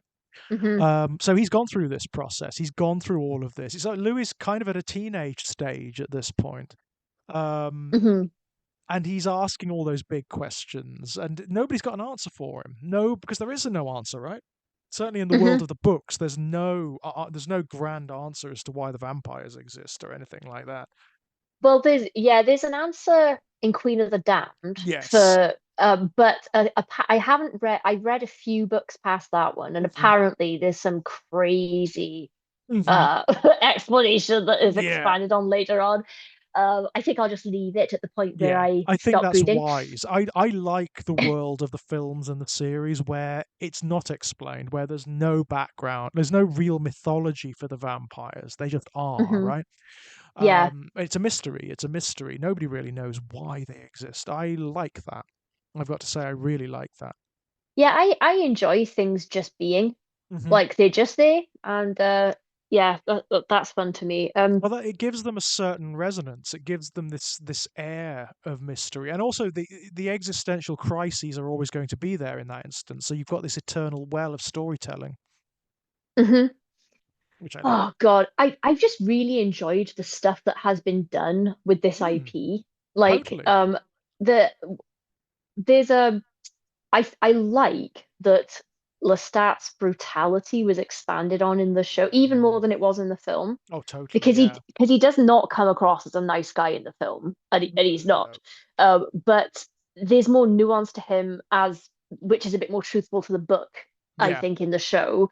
Yeah. Um, it explores his psyche a little bit more. Hmm. But one of the things I liked, because this is a problem that I sometimes have with vampire fiction, and again, Hmm. I know this is fiction, Hmm. but because vampires they tend to be wish fulfillment characters. People are Totally. afraid Yeah. of getting old. People want to feel Yeah. strong and young and beautiful. Beautiful. Yeah. All of And that stuff. It's a kind of power fantasy, ultimately, isn't it? yeah, and like move through life without the fear of death, and like that That's it. idea of just Right. just having enough time to like Yeah. not have to worry about time. Which obviously there's like the other end to that, but I think for people vampires are very desirable monsters to Very much be. so. They kind of like nobody would want to be a zombie, No. and then people would probably be on the fence about being a werewolf, Hmm. like depending Hmm. on which werewolf What mythology property you you're go in. for? Yes, of course. but vampires are just strong and beautiful, probably have Hmm. superpowers, Yeah. and people. I think a lot of people would take the trade-off Mm. of having to drink blood, Yeah. like because you get your ethical, but like which I Hmm. think might have started with Louis eating the rats and stuff because he doesn't want to eat Yes, people. absolutely. There's I can't remember I don't think it's any of Anne Rice's books, but there was a series of books in the 90s about vampires, and there was an ethical vampire in that who used to break into blood banks, Hmm. just drink blood out of the bags. Yeah, there's well, ethical kind of, Mm. And Louis has kind but of done that, hasn't he? In yeah. the like the present day Louis in the series has kind of found a way around that. Well, he has like paid donors or Yeah, whatever, which that's pretty as probably as ethical as you can go. it's about Uh, as you ethical know, as you can get it, isn't it? Yeah. but I feel like if the books didn't exist, I Hmm. feel like a lot of I don't think people realize how much we owe to Anne Rice for better or worse with some of the Mm. stuff that's come out. Like the adaptation of the Sookie Stackhouse novels, Hmm. Hmm. the True Blood. I don't Yeah. know. Have you Oh read? God, Have you no. read? Oh yeah. Oh, yeah. I've read True Blood and I've seen the series. Obviously, So, that but wouldn't. That how? absolutely would not exist without Anne Rice. That is like it is the child of Anne Rice's vampire fiction. And also the way they adapt it, because I think that the show is far superior to the books, Yeah, I True like Blood, the show. I love the show much more. because they kind of went with the Anne Rice mode of Hmm. sexuality is completely irrelevant, Yep. like your orientation is irrelevant, Yeah. like Yeah. it's kind of like the Well, why? I mean, Todd like from the on any. original Scrub series. He's like the Todd Yeah. appreciates hot Yeah. regardless of gender. Um, Yeah, I mean, the thing is, like on a scale of immortality, when you're elevated above all of the petty concerns of culture and whatnot, then yeah, what would limitations like that even mean? What would identities like that even mean? Probably yeah, nothing. I Probably think I nothing. think if they'd adapted those Sookie books as the Hmm. books were, it would have been a I I did I read like 10 of them, and I Hmm. know there are more. And Oh, there's loads. the only reason I read 10 of them is because somebody bought me a box set of 10. Right. Yeah. So I was taking they were kind of my book to take if I was on a train or Yeah. wherever. Yeah. Yeah. Um, but I mean, I appreciate that they got the show from them, but I don't think that they're Mhm. very good because No, they're not amazing. they have a kind of weirdly racist feel.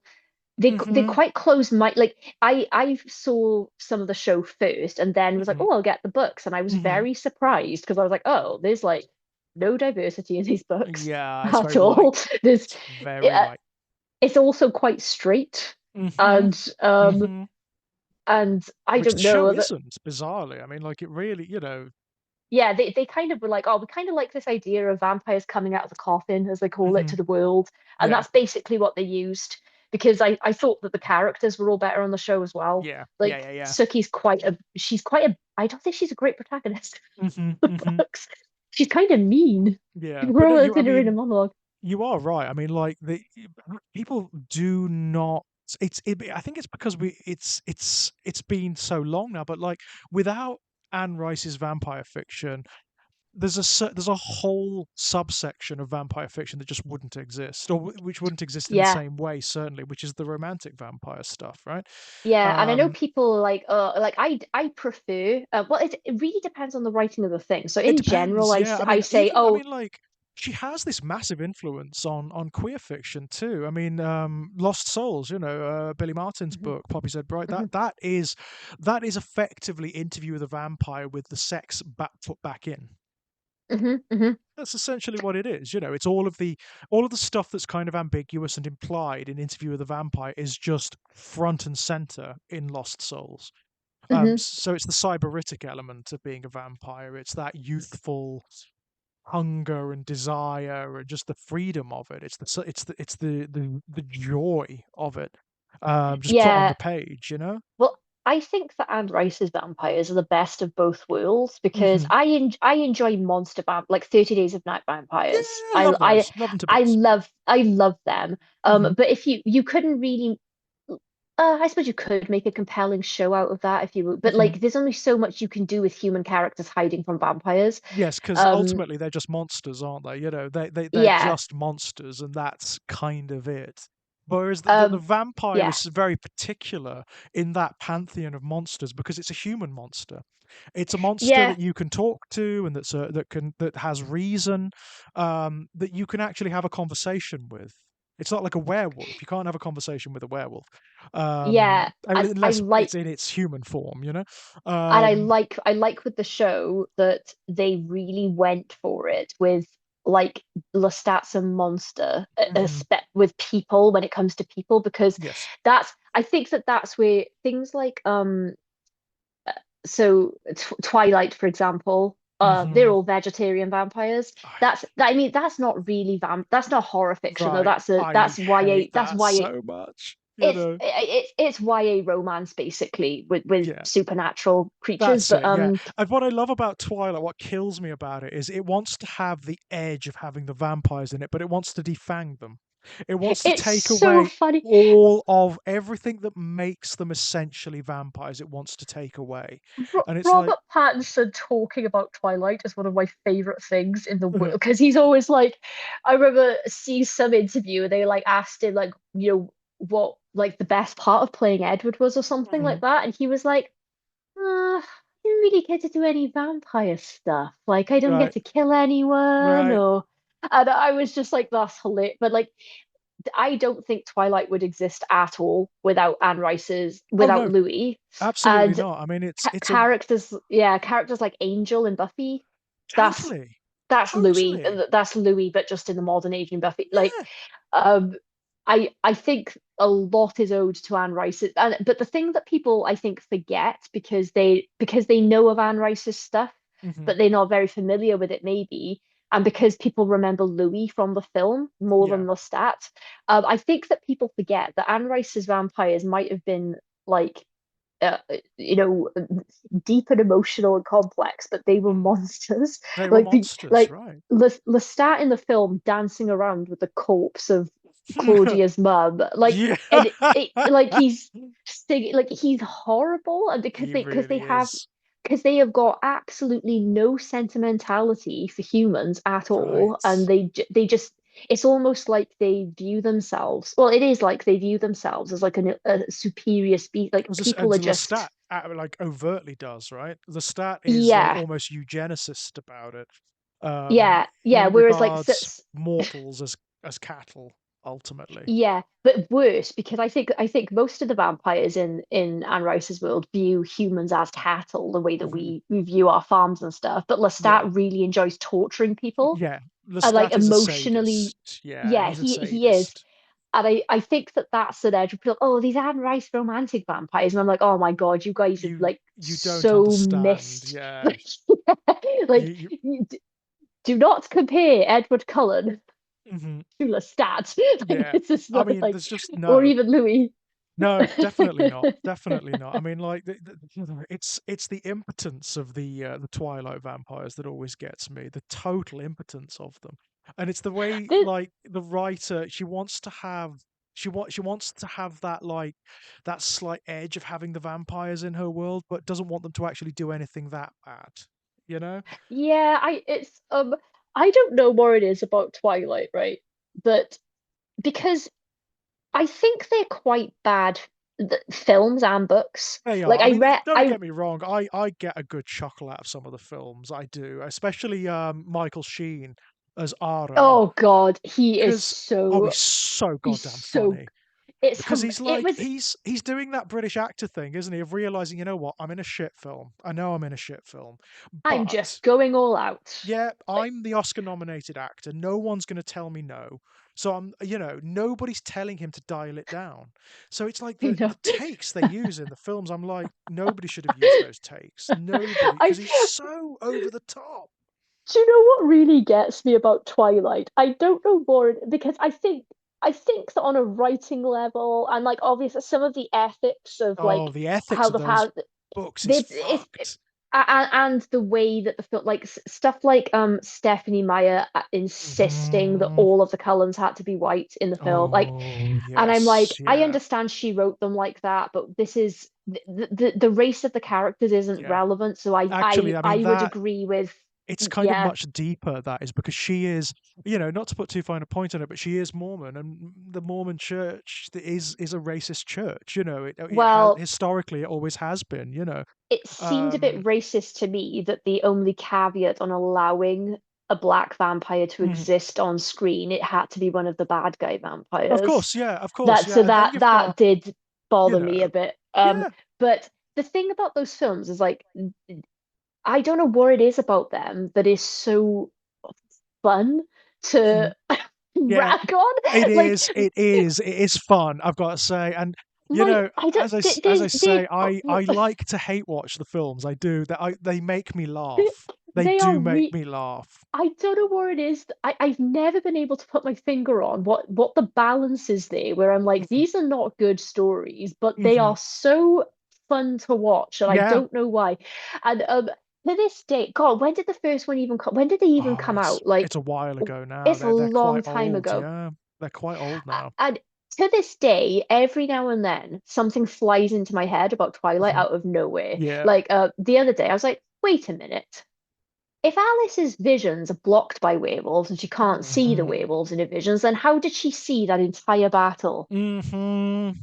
Wait a Mhm. minute. If Yeah. Alice can't see the werewolves, how come she had a little vision of Renesmee and Jacob Mhm. together, which I, don't I even mean, start me, but by the oh way, my that God. that that whole subplot is like, what the fuck?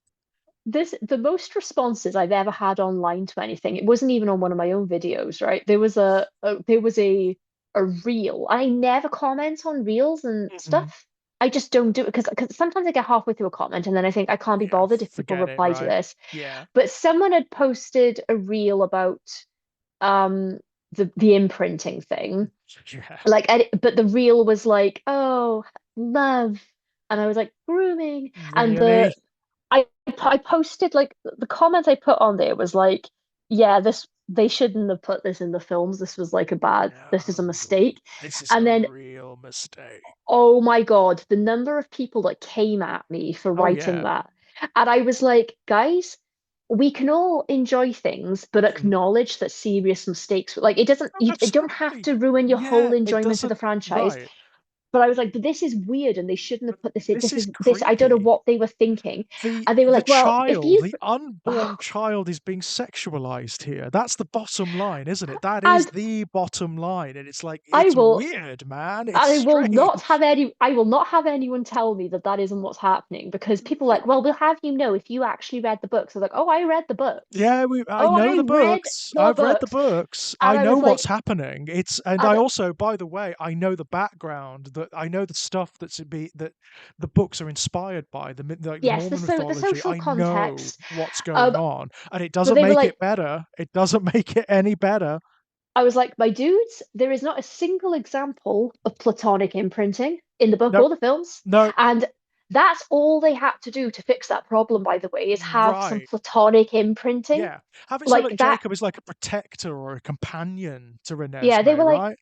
they were like, oh, well, one of the other werewolves imprints on a kid. I'm like, yeah, and that remains to be that's what I mean. Like, there's no Well, example of like yes, a that's the werewolf that imprinted on a kid and they just would like a godparent. There's no right. example.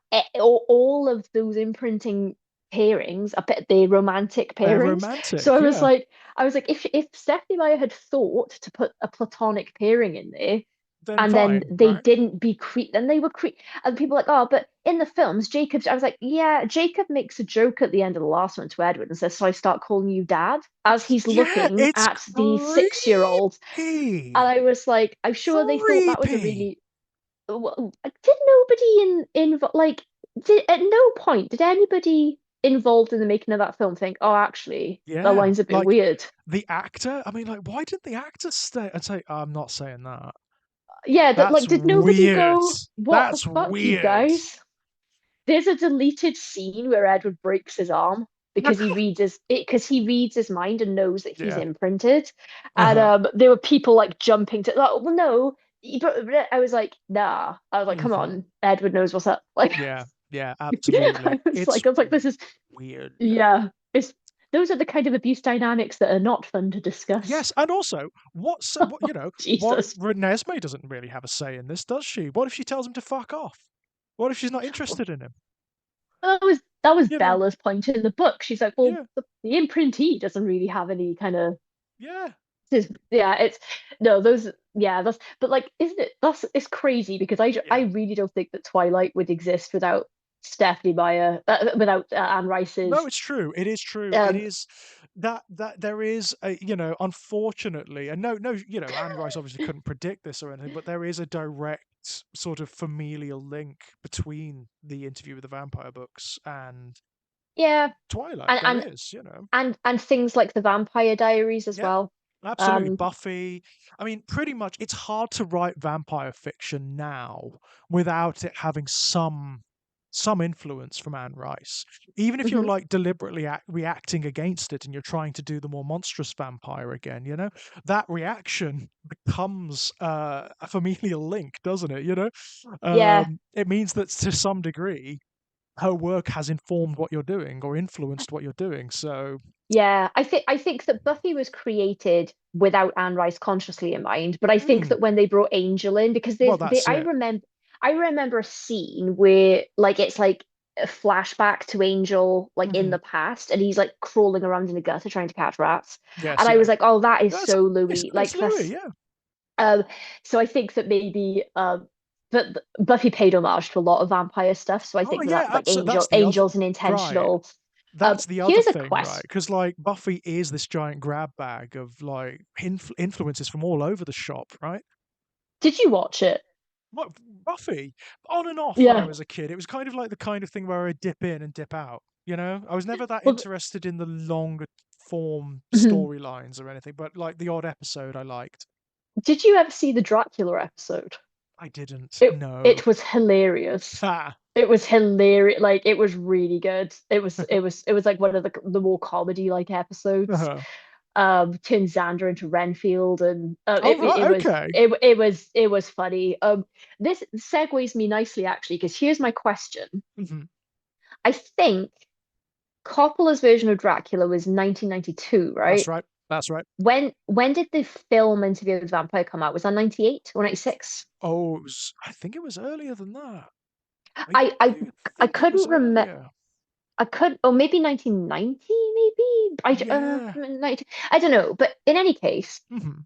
do you think that Coppola's version of Dracula would exist without the books, the Anne Rice Without the Anne books? Rice, probably not, to be honest, because what Coppola's version of Dracula does, funnily enough, it does what the series of Interview with the Vampire does for the books. It teases Yeah, out subtext. So I mean, in yeah. the book, Dracula's just a monster. There's no romance in Very in Dracula at all. one-dimensional. Yeah, he's He's a just a bit monster. one-dimensional. He Yeah. is. He's just a monster, and that's it.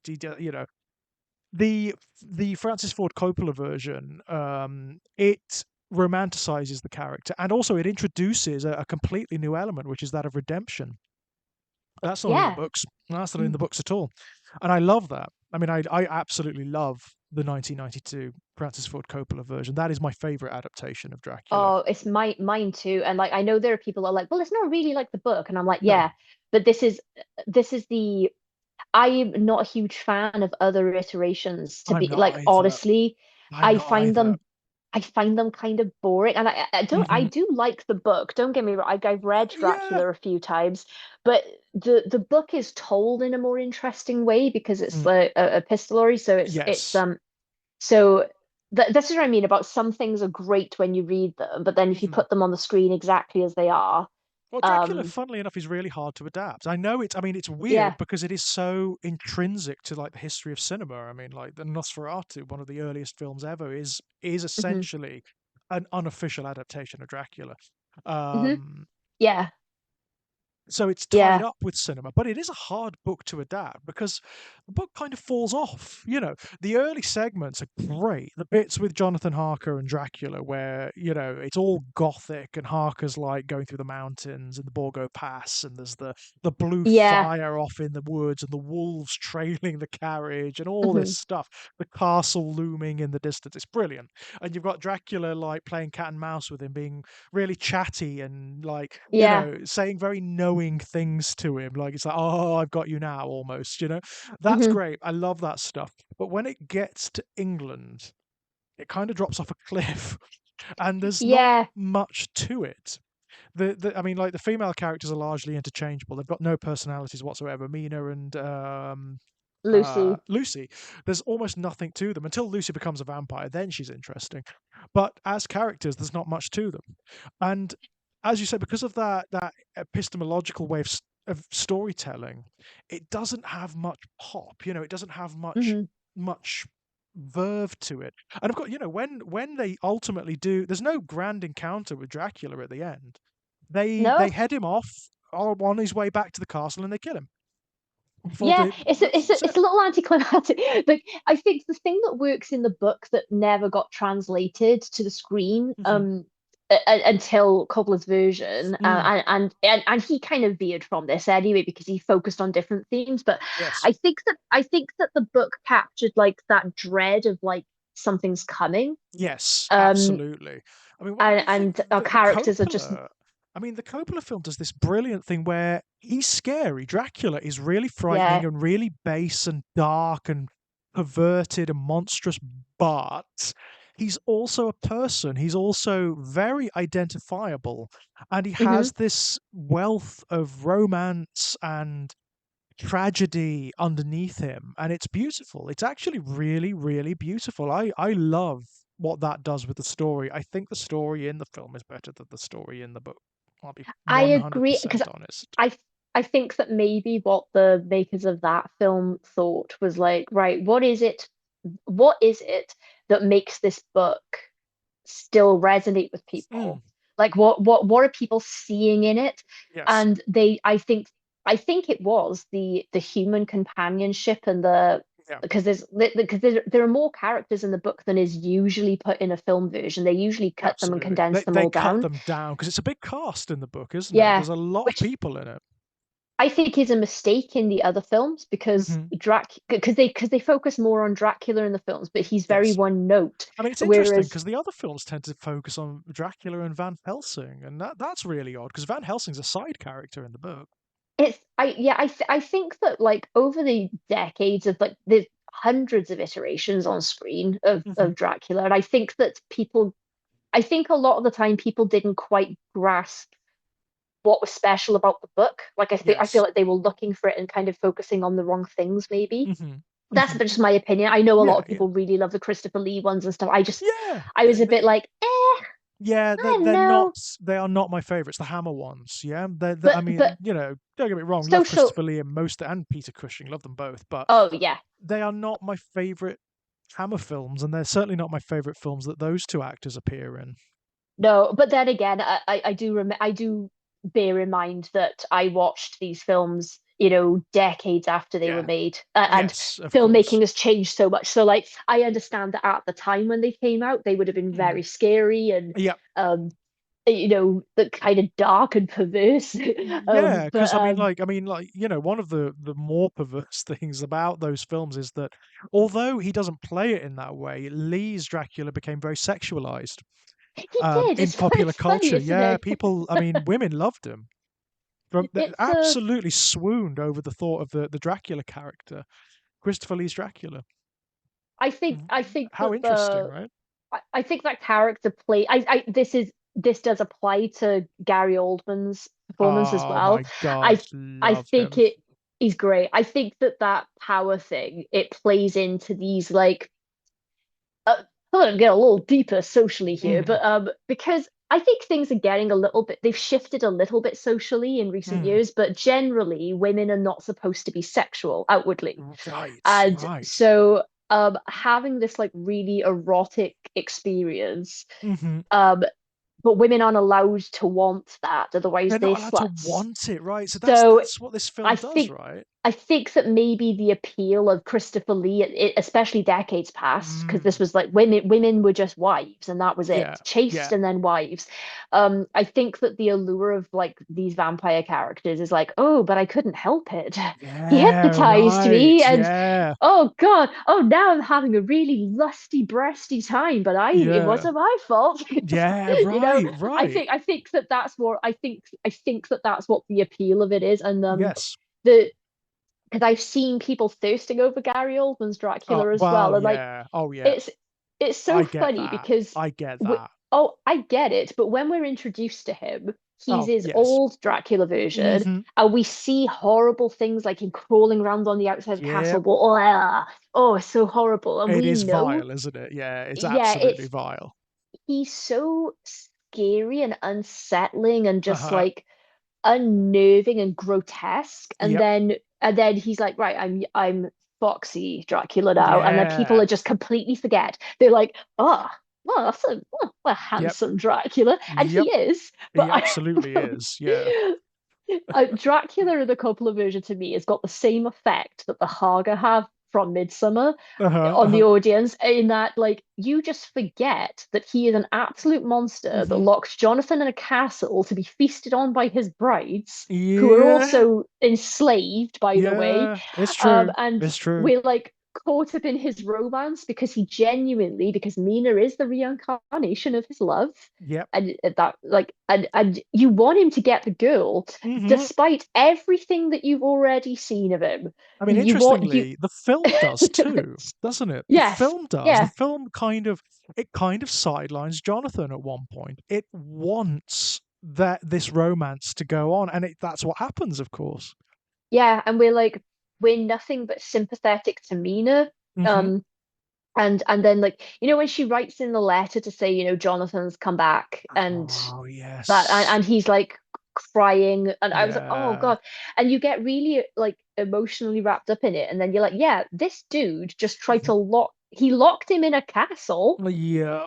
to die Yeah. and then swanned off across the world to steal his like Yeah. when you actually think about what's actually happening, you're like, oh Oh, God, but and this also, by the way, I mean, like, also seduced and murdered your friend and turned her into a vampire. I mean, there's that too. oh my, yeah, it turned her into a vampire who was then went on to kill a bunch of local kids. Yeah, yeah. I um mean, and hmm, he is, and that scene where he's taken Lucy outside in the storm, it's brilliant. and Love he's that sequence. he's having sex with her, right? Yeah, he's the monster. Yeah, It he's in his and I'm beast like, form, isn't he? yeah, and I'm like, yeah, I mean, I don't know how much you should romanticize this guy. He's Yeah. currently having it. He's hypnotized her friend into a Hmm. sexual encounter right now. Yeah. Like but then he's like, so poetic in his love for me. You're like, yeah, I forgot about Yeah. all that of this. And this is what I mean. This is the Haga from Midsummer. Because Hmm. at the end of Midsummer, I was like, oh, good for you, Danny. Wait a minute. Yeah. Wait a minute. Yeah. Have I just Exactly, right. Yeah, the it's Haga have drawn me in? yeah, exactly right. You're not because that's not when you think about it more deeply, of course. I mean, that's what's happened is she's become veiled. She's been hollowed out at the end of Midsummer. She's not Yeah, exultant. She's become part of this system. And you are right. That's kind of what's happening to Mina. I mean, one of the interesting yeah. things about Mina is she transcends it. Hmm. The film gives the female characters way more agency because there's that Yeah. interesting line that Van Helsing has about Lucy where he says like she's a willing disciple. This is Hmm. not entirely like he wouldn't have been able to come across the threshold unless she'd kind of invited him. So there is Yeah. something else here as well, and that's really interesting. It gives all of the female characters way more agency than they would have otherwise had. I mean, first of all, it gives them character, which they don't have in the book. I remember asking my mum because I must have been a teenager when I saw Dracula, Mhm. this version of it for the first time.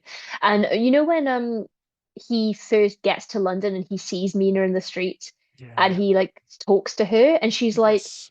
really offended that She's he has very stopped her. uptight, isn't she? She's very And sort of like, I was like, "Ooh." Mum, why is she so like uh why is she being so rude to him? And she was like, oh, well, in those days, a stranger could not just stop a lady in the street to talk to her. She was like, it was really Foreign improper. stranger at that. I mean, Yeah, like she was like, it's like whoa. she was like, it was really improper. And she was like, and not, and so like men knew they shouldn't do it, but women Yes. definitely knew they shouldn't talk to other men, Yeah. especially if they're like betrothed or whatever. And I Yeah. was like, oh, that's like a cultural thing I didn't know, but it's like, yeah, it's she's not like she doesn't even want to talk to the guy No, she's actually initially. quite, I mean, she is quite brusque, isn't she? She Yeah, basically tries to ward him off. it's the biggest fuck off energy I've ever seen. Mm, Um, and mm. yet he persists. And it's yeah, I love these kinds of films and shows and stuff where like the character dynamics are so layered and complicated that I Yeah. honestly I feel a certain way, but I know I shouldn't.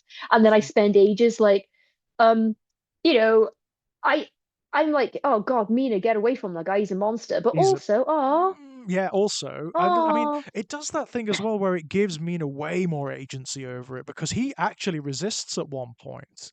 He actually says, you know, when he's about to turn her into a vampire, oh, he says yeah, no. He says no, no, no, no, no. I can't condemn you. I think he says something along the line.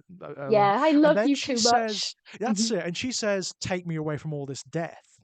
And Yeah, she's like, "No, no, I'm, you know, I'm in. I'm totally in, you know." And I like that.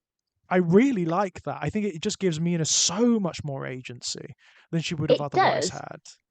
It does. If you believe him in the scene. Mm, mhm, And mhm. I'm not, I to this day, I am not Mm, sure not because, entirely sure, yeah. because when I was a bit younger, um, before I'd had time to be manipulated by a bunch of people, I took that on face value of Uh-huh. like, oh no, he loves her too much to turn her. But Yeah, in because of the way that he has manipulated himself into the situation and into her yeah. world in the first place, I'm like, it did he even actually Mm, plan to turn her in that moment, or is he just like teasing her with that and then going, meh, mm. so that she really wants it Oh, because he wants to interesting. like. I wondered if maybe he's trying to expel any guilt on his end Yes, by by getting her yeah, to ask for it so that rather it's than not. imposing it, yeah, rather than Yeah, inflicting it on her. Yeah, that's a fair but point, really actually. but really he is imposing it if he's Mm. manipulated the if he's the one really who's in a backhanded way Yeah. got her to want it in the first place. So like, but I'm not Mm-hmm. sure. But I'm not sure. That's one way to read it, but I'm not a hundred Definitely. percent sure That's on that very because, interesting. Yeah. I mean that's really cool because it makes the text polysemic, doesn't it? You're like, how do I read this? Where well, I you think know, that's the power of things that are really well made and written. totally. Totally. And I really like that because the whole character of Dracula is in that film is really ambiguous. He's all over the place. You know, he Hmm. is the monster from the Hammer films and worse, but he's also something else. He's the romantic Yeah, character from the Anne Rice novels too. I read. Yes, I read. He reminds me a little bit of Lestat, Mm. because he is he seems like a big ball of love. And I Mm. think the framing of Dracula, though, like it is more of a tragic story because he goes off to fight for church and country That's right. Yeah. and then comes back and is not only told that the love of his life is dead, but they won't even bury her Yeah, she's on holy damned, ground. basically. She's damned, um yeah. and it's so heartbreaking and terrible. So I Hmm. believe that his love for Mina is real, but he Yes. feels a bit Lestat to me in that we end up rooting for him because I guess we all want love. That's something that we Hmm. all relate to. And because we believe that no matter how diabolical these characters are, that the love is pure, Hmm. like even though it's actually not, because it's all laced with death. Like, Yeah, yeah. um, um, but I think what's resonating with us is the love. I think that we're forgiving these kinds of characters for so much Oh, because absolutely. Because because they evoke that, because they radiate like, you know, a romance, a love, yeah. and because we're in the perspective. So even with Interview with the Vampire, because this is like Louis' story, but the framing of it feels very much like we're getting a lot of Lestat as well. Mm, And because we're and Dracula, a lot of that film is through Dracula's perspective. yeah. So we're identifying with them. Um, Whereas if like these stories were completely told through just the eyes of like Lestat's human victims, Yeah, then of or course, yes. Then we'd be a bit more hang on. it was like that thing where people were like, "Oh, well, if we got The Walking Dead from Negan's perspective, then Rick and his group would actually be the villains." Mhm. I'm like, yeah, but we didn't get it through. Right, right. Like this, and I'm not 100% sure that's true either, by I'm the gonna way. say, But yeah, but I'm not 100% sure about that, but no, I know, I get where you're coming from though. but that's the art of like great uh what's the word I'm looking for? Not antagonist, like anti-heroes. I hesitate to say Yeah, anti-hero. They're not really anti-hero, but you know what I mean? Like that's I the know art what of you like mean. great Yeah, look, he's a writing. complex character. I mean, like in that film, Dracula's actually a really complex character, which he isn't in most other incarnations. He's actually kind of No, one he's note in most other mhm, incarnations. He's a villain, he's a monster, and that's largely it. Whereas here, yeah, he's very interesting indeed. mhm. I think that the Coppola version, I don't know if that is ever going to be dethroned for me as I the don't, best it hasn't version. yet for me. It hasn't yet for me. There's a couple of others that are I find very interesting. I mean, really interesting on in their own terms. You know, I Mhm. really liked actually the remake of Nosferatu. I haven't Um, seen it yet I still. loved that. That to me, if you watch this version of Dracula and that version of Nosferatu back to back, they Oh rhyme with one yeah. another. They rhyme with one another. So this, you know how this the Francis Ford Coppola Dracula is all lush and romantic and erotic and it's Hmm. all color. The Nosferatu, the Robert Eggers Nosferatu, is the antithesis of that. So it's the Hmm. vampire as completely fanatic. It's all about death and disease and madness. So wherever the vampire goes, Count Orlok, he's more like a an existential cancer. Okay. Madness and horror and debilitation follow wherever he goes. And whereas Dracula, the 1992 Dracula, is lush with color and vibrancy. Hmm. The Robert Eggers Nosferatu is shadows and darkness and bleakness, and they rhyme beautifully. Hmm. They're both as interesting in their own peculiar ways, and they work together. That interestingly, it feels like what Robert Eggers did is watched the Francis Ford Coppola Dracula and then invert it, like everything about Oh, it. he's Eggers is another one of those Yeah, directors for me, by yeah. the way. That's Oh yeah, I love oh Robert yeah, Eggers. no. I I've been me love Robert Eggers. The been bits. meaning to get round to watching that. Maybe I'll put that on my list for the weekend. I enjoyed Uh, it. Not everyone did. I know quite a few people who didn't enjoy it. I mean, because it's hyper gothic. It is kind of one note in that regard. It's like how much more gothic could it be? And the answer is none. None more Well, I'm gothic. I'm I'm down for that. I trust that he pulled the vision together, see, because Mm. he's a good filmmaker. Oh, absolutely. Yeah, the vision is very clear in this, which is ironic for something that's so dark and shadowy. But it is just that. He just wanted to make the most gothic film imaginable, and that's what you've got, laced through with this odd note of feminism. It's really strange. It's got this really strong feminism at its core. Um, a feminist gothic vampire story. It's very peculiar. I like that. I have heard it's a more feminist take. Very, So very much. But what it does is you've got it this central character who is a woman in Victorian, it's not London, I think it's somewhere in Germany, maybe Munich actually, or Berlin. And she is completely out of place. Um, she doesn't she doesn't really belong. She has like lots of psychological problems and emotional problems that makes her obviously not fit for polite society. And it's her unhappiness, bizarrely. The film never states this, but it suggests that somehow it's her friction and unhappiness with the society in which she exists that calls Orlok up, that hmm. resurrects him and draws him to her. But he is not redemptive. That's the interesting thing. He's like this manifestation of hyper patriarchy. So he is not in any way like unlike the Francis Ford Coppola Dracula. He's in no way redemptive. He wants to own her and control her. He equates love. He uses the word love, but he equates it with dominion and control Mm-hmm. and imposition. And it's sort of how she negotiates her way out of this, but also Mm-hmm. out of like other things as well. Like she is like Mina, she's betrothed. She is meant to be married. And it's very clear that the marriage is a kind of sham. She doesn't feel it. She doesn't want it. It's not for her. The whole Mm-hmm. institution isn't for her. Um, and it's thorny and weird and dark in that regard. There's no romance at all. Like the romance is shorn from this film. Um, Wow. it's really cool, actually. I really liked it. I thought it Well, was very interesting. I'm looking forward Um, to, there's no reason I haven't seen it yet. I just haven't. I don't watch a lot of films, so I just haven't yeah, got round to it. But I'm looking forward to it. yeah, I I liked was it. A lot of people didn't. I mean, a lot of people really, really didn't take to it. I thought it was wonderful myself. Well, I tend to have similar taste to you, I've Hmm. noticed. Not Hmm. every single time, but most of the time.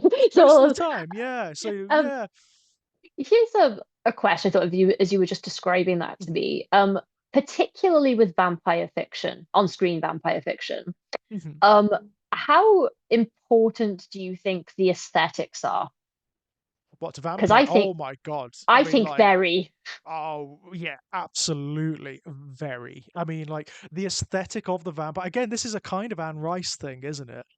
Hmm. Because the aesthetic of the vampires in Anne Rice fiction is that they are inhumanly beautiful, but in a cold way, like in an alien way almost. They're like Hmm. statues come to life, aren't they? There's something too perfect about them.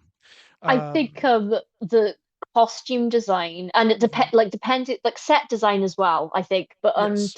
I think the costume design and like if you're using any kind of practical like Hmm. makeup or whatever, I think it's so important because I think all of the most effective vampire fiction, whether it's like got a romantic gothic flair or it's Victorian or it's something like 30 Days of Night. Yeah. I think that the costume and the set design, Mhm. the importance of that is Oh, maybe it's this is you cannot overstate it, right? It's so important, and that, of course, derives from the kind of fiction that vampire fiction itself derives from, which is Gothicism, right? I Gothicism is a whole aesthetic. It's a whole aesthetic. I mean, like most it is the Gothic fiction is about atmosphere, and it's about mhm. place and setting and mood, and that is all aesthetic. That is all derived from aesthetics. Yeah, and not just like, but even if more modern. So I was just thinking the 30 Days of Night, those Mhm. vampires have got a very like they're all dressed in like dark Yeah. grimy kind of clothes, but Hmm. there's a mixture of like some of them are in like there's one that's like in leggings and a skirt or something. Right. And you don't notice initially what the actual items of clothing are because Hmm. they kind of match. They're like an Yes. army. But you can see if you actually look at those character the vampires a little bit more carefully, Hmm. you can see that they've clearly been sort of plucked from various times and places. Hmm. And they're really scary. And Yeah. the set, all the set for 30 Days a Night is fantastic. And then you've Hmm. got like these beautiful, lavish gothic set like on Coppola's Dracula. The costume design in Oh, Coppola's Dracula is it's oh, phenomenal, isn't it? I mean, the thing about Coppola's Dracula, I think that exemplifies how important aesthetics is to vampire fiction because it's almost entirely aesthetic, isn't it? The whole thing. It's not just the costumes and the sets, but it's the way it's all framed and lit and put together, the shots that are used. It's the all score as designed. well. Your Yeah, score, yeah, it's all designed to evoke mood and and feeling and it atmosphere. like the lighting and the set, the costume and the music and like it really all works together. Like Yeah, it's just so harmonious. And yeah. the standout for me of the whole film though is Lucy in her like a crypt outfit when she's dead. Oh, the Bloofer That lady. white, Yeah, the yeah, Bloofer oh my God. lady. It's so scary. It's But the scary and weird and overwrought. It, and it's because it's like it's sort of like funereal, but also like bride. And it's, Yes. oh God, but it's like, oh God, the intricacies of like like I could stare at that costume all day Yeah. long. It's It's like, really beautiful, isn't it? And very upsetting somehow. yeah, There's it is. something It's like, about it that's very yeah, upsetting. I think it's because it is slightly pantomimic too. It is like really over the top, as almost everything is. I mean, like, Dracula's initial outfit, that long, long, long red robe is yeah, absurd. It's yes, absolutely yeah. absurd. It's completely impractical. You trip over that all the time, wouldn't you? Get it snared on things in that damn I castle. would. Absolutely. I can imagine Dracula like going up the stairs and getting it caught on something. It's like, fucking, My cats come on. would be running and skidding onto that if I was Exactly. wearing that Right. around the Right. house. But it doesn't matter. It's not. It's about the aesthetic ultimately, isn't it? Hmm. Like that's what it's all about. And that's what I mean. That's probably why vampire fiction is so apt to cinema, because it is so visual in nature. I think that that's for me when it really works and when it doesn't is because I know people are very chalk and cheese about John Carpenter's vampires as a Hmm. film, Hmm. but I think that the vampire design, Is they yeah, are gross. yeah, They're so horrible, but like great vampire design because they're just yes. meant to be horrible monsters. Very And they, unusual, right? Very unusual. I like it. yeah, they're just dirty. Like we get the impression immediately that they actually stink, which you never get with Hmm. vampire fiction because we're meant to be No. more like drawn to them. Yes. Maybe this is for us one of the reasons why we don't like the Twilight vampires because they are so bland and they've got So no, they've got no texture to them. They've got and no also grit. the set design of their house and stuff as well. It's just It's very clean. nothing. Very nothing. Yeah, It's it's clean yeah, and modern and there's yeah. nothing about those characters that says like anything about where they're from It's one of those or weird things. Like, I mean, yeah, I'm sure Jack will have something to say about this, but they're only vampires in the sense that the text tells you they're vampires, right? yeah, I feel this way with I did watch the vampire. I think I've told you this. I watched the Vampire Diaries because Hmm. we had like a weekly Vampire Diaries girl night, Yeah. a job I had. And I'm really not trying to shit on it at all because I am very aware that this is like YA fiction, so I'm not Yeah, gonna, yeah. I know people like those books and the show and everything, but the Mhm. vampires in the Vampire Diaries for me were also very boring because they just Yes. looked like there was nothing really that set them apart from people Right. and there was nothing I don't know and until the story is like oh here's an ancient ring that a witch has blessed Hmm. like there's just nothing there's I don't know I find it boring I Yeah. guess Yeah. There's no real substance to it, is there? There's no reason for them to be that's vampires. It doesn't that's what really, it is. it doesn't really, it's not salient to the story. I mean, like, that's the weird thing about it. I mean, like, take the Twilight vampires as a really good example. They didn't have to be vampires. They could have just been like like X-Men style mutants or They superheroes, could or because that's what do they you, are. That's do you what know they what I are. do you know what I can't believe sorry to be on about No, no, go Twilight. ahead. No, what I no, it's cannot, fine. what I can't believe, right, is that you get so little about those vampires, apart Mhm. from what is just like said in dialogue, which Right. like cardinal rule break. Come on, like Yeah. these vampires are from like different decades and stuff. Like we Hmm. could have seen more interesting stuff. But then the one time they decide to really expand on someone's background and show us things, it's Jasper in the I freaking know. um, what's it called? What's that army called? Yeah. The uh, Oh, I can't remember. the God, everyone who's seen Twilight knows what we're talking about Yeah. Yeah. anyway. Yeah. But he's in that army that has gone down in history for like it was a racist point in time basically. Yeah. Yeah. And we're supposed to be and the text itself doesn't have any criticism of that. Well, no, It's it like wouldn't. It it's wouldn't. it's like Jasper feels a bit bad about killing a bunch of newborns, and Alice is like, Hmm. "Oh well, you're not like that anymore." And I'm like, "Oh, he Yeah. feels bad for that." Oh, that's all right then, right? But he doesn't feel bad for serving in this Yeah. this war. And Yeah. I was like, that's where I mean, like, I do have some issues with Hmm. the moral principles behind Twilight, There's a lot of regardless of yeah. There's a lot of yeah. immorality in Twilight. It's a Is it the really, yeah. colonial army? What's it called? Something with a Oh, the C, isn't it? Confederates. The Confederacy, yeah. Confederate. Yeah. Thank you. The Yeah. Confederacy, yeah. So Um, basically, I the racist side. Yeah. Yeah, I was just like, I just remember watching that and I was like, oh, we're going to get a bit of background about like why Jasper doesn't want to hurt people anymore. And then it Oh was just no. it was just because he felt bad about Yeah. slaughtering newborns. And I was like, what? Hmm. Guys, There's Jesus yeah, Christ. yeah. It's there's a lot of stuff in those books where when you dig underneath the the sort of light aesthetic that they have, which it is, they're young adult fiction, so they're slightly, they're pretty surface level, but there's a lot of very creepy, very sort of like culty stuff, which I don't want to harp on about it, but it does derive from Stephanie Meyer's Mormonism. Well, I I It absolutely does. I just really couldn't help but I can't help but view it the older I get as like it seems more and more racist because Hmm. when they finally do bring in vampires where they try and give you a sense of where they're from, they have Hmm. gone the most Yep. stereotypical Yeah. like, oh, we'll bring in some vampires from the Amazon, but they're dressed like Hmm. they're from the Amazon 600 years ago and it's Yeah. and they're barefoot and I just thought I don't know if this was an attempt to bringing a bit more culture, but they did it the It's way it it. was written in the book, and I was like, Yeah. she It's like wow.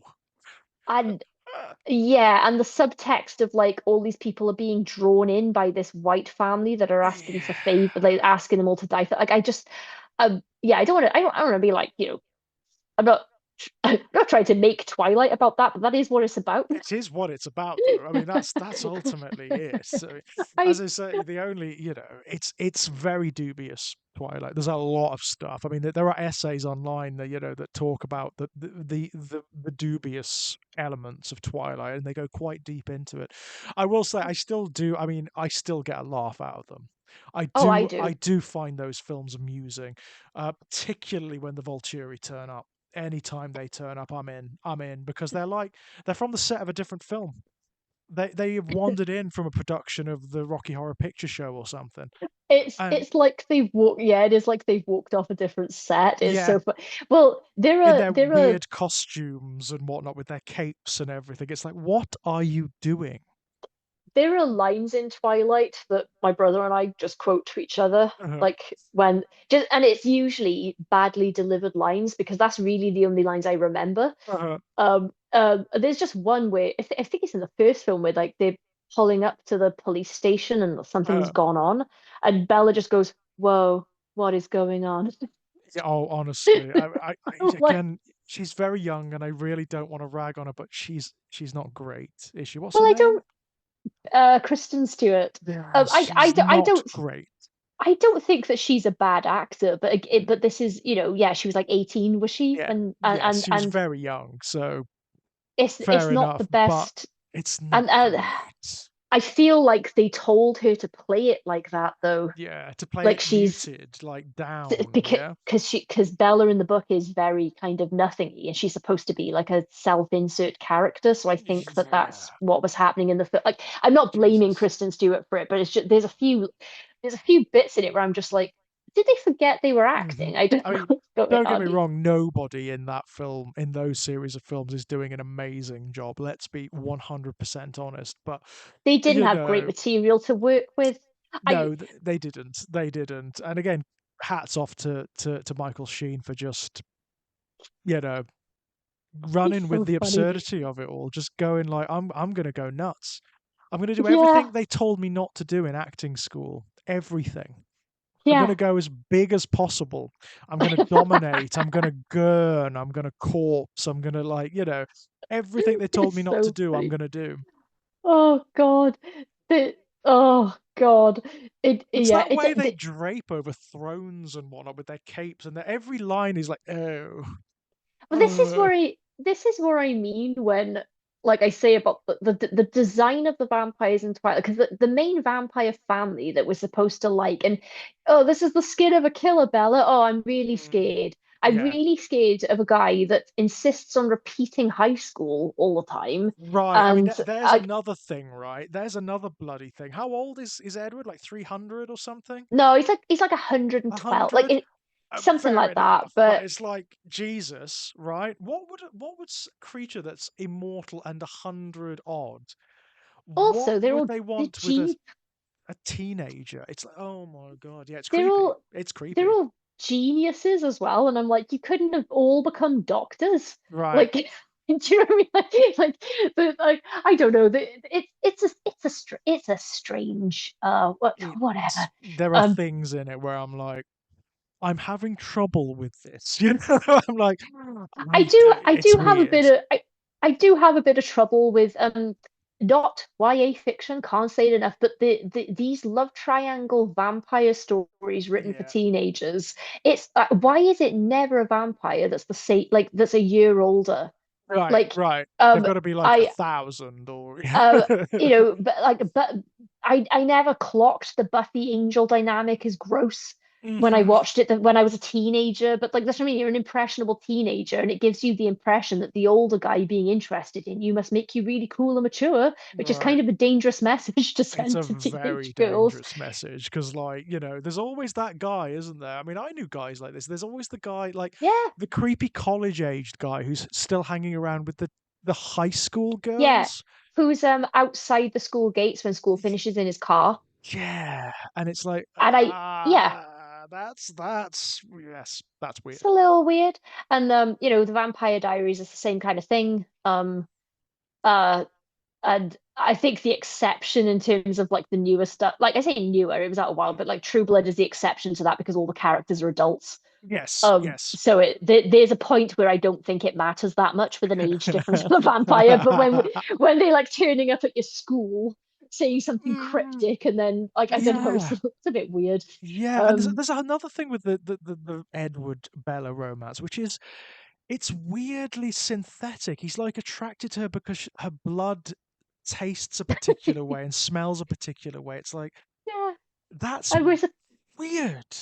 we're supposed to find it see now this is one of the this is one of the problems. I know everyone talks about this because hmm in hindsight people are like, oh, I actually don't know about Twilight because hmm of the control and abuse angle, hmm where the problem with it, because we've acknowledged it in Interview with the Vampire and Dracula and like all of this other stuff with the characters are complex and stuff, but the the problem with it in Twilight is that it's being sold as Yes, it's romanticized. it and it's romanticized in all of these things, but the other things are like Interview the Vampire is not for under 18s. Right, right. Dracula is not children.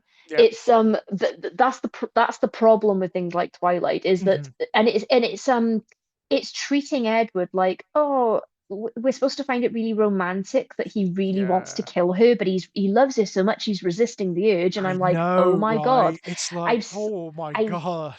I'm sorry, but that is the eternal song of the domestic abuser. Yeah, Like, yeah. oh, Oh, I'm look what trying you've made so me hard. do. Yes, Hmm. look what you've made me do. I'm trying so hard not to calm you. It's like, oh Yes, my God. that's where I get a little bit. I watched there's a psychology YouTube channel I watch. I can't remember what it is. It's something to do with like they analyze.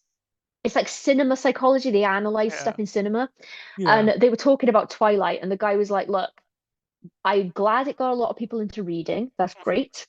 He was like, "But I will say, I don't want my teenage girls watching this You're right. um without um on a first watch with us. They wanted to be there, the parents wanted to be there Yep. so they could talk about the relationship, like just to make sure that their kids knew, I know everyone likes this, But but what do you know, things like Edward taking the engine out of her car because she wants to go to the werewolf place and he can't go mm-hmm, there and he doesn't want her mm-hmm. to go, so he just takes the engine out of her car. And I was like, Yeah. I'm It's sorry.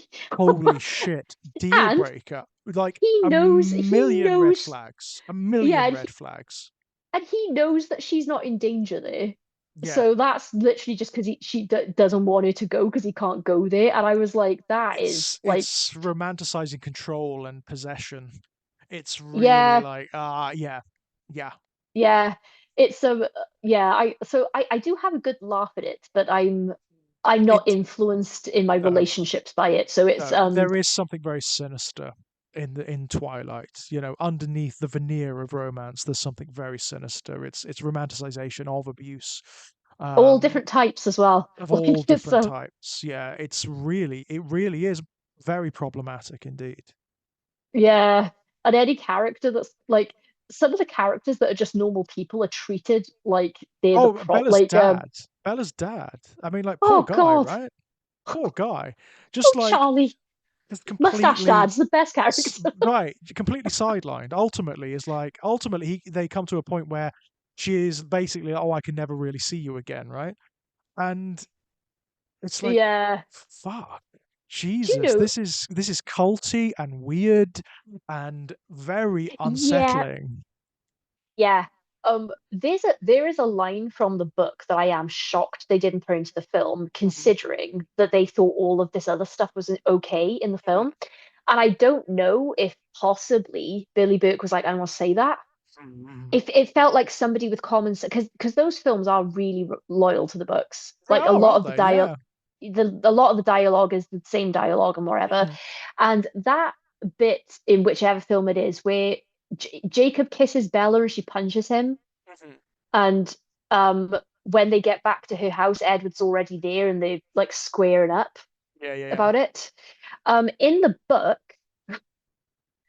when she's like, "Dad, Jacob forced a kiss on me," he's like, "Oh, way to go, son,"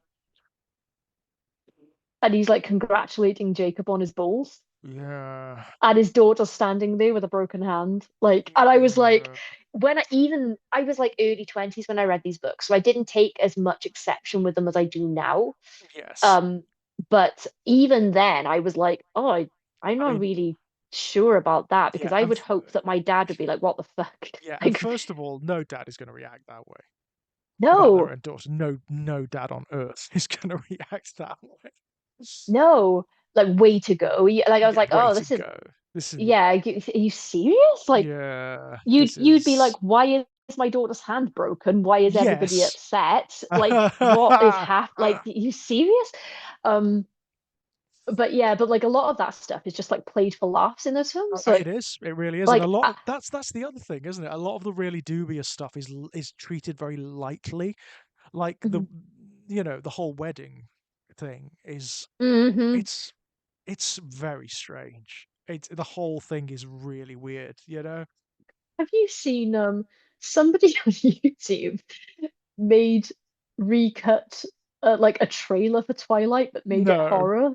So it's no. like I like watching you sleep, and he's like in the corner. Like it's so funny, and it's just Edward being creepy and like Jacob's lines about trying to warn her from the Yeah. first film, and Well, he's like, I imagine the reason that works in terms of humor is because it's bringing out something that's actually true, right? yeah, it's just using shots from the film, and it's in context shots as well. It's Yeah. not even like It's it's just not even cutting it like they, differently, right? So if you yeah. cut it differently, these things come across as weird and threatening and creepy and borderline abusive, right? Yeah, the it's yeah, it is fun. Yeah, Wow. I don't Wow. know. I mean, it's so weird how we like I do think this is true though, but it's like really hilarious to me on a really in a dark way that Twilight is um it's more questionable than Interview with the Vampire. Hmm. Yeah, I would say so. I would say so simply because there's I mean, the thing about Interview with a Vampire is that it's adult enough to actually ask the questions and explore the ambiguity of these relationships, whereas this isn't at all. Hmm. Hmm. It's disturbingly shallow in that regard. Yeah, I And the think. fact that it's giving these impressions of what relationships are to teenagers and teenage girls at that, it's Mhm. it's really problematic. It's very unsettling and unpleasant. I think the really weird happy medium kind of crossover between these things and the handling of them is probably True Blood because Hmm. Hmm. aesthetically that where all the vampires live and stuff, like there's an otherworldly like Bill Compton's house. Hmm. It's like a big rundown place, and there is like identity to those characters, and Yes, yeah. but also I really like that Suki's quite enamored with them and everything, but she's also like, oh, fuck off. Like, Yeah, you know, yeah. like So she has she agency, right? She has power. She she has yeah, some control over the relationships, right? she's quite like, well, that's unforgivable. Get out. Yeah, Like yeah, yeah. I was like, oh, thank God, Mm. because every because these like romance stories with these characters, I'm like, that's a show that didn't ignore the The difficulties, the problems, the complexities of it all, right? yeah, and they gave us a human protagonist and a woman no Mm. less that was Yeah, like, nah, I'm not putting up with that. yeah, yeah, yeah. No, thank you. And I was like, oh, how refreshing. It is refreshing because, of course, you immediately the problem with the vampire, the vampire romance, particularly if a mortal human is involved, is that you immediately have a problematic power dynamic. Hmm. There's the age thing, there's the immortality thing. That's all an issue, but there's also Hmm. just the physical power. Yeah. I think It's hard for people to say no, isn't it? it is. Oh God, the vampires in True Blood are scary.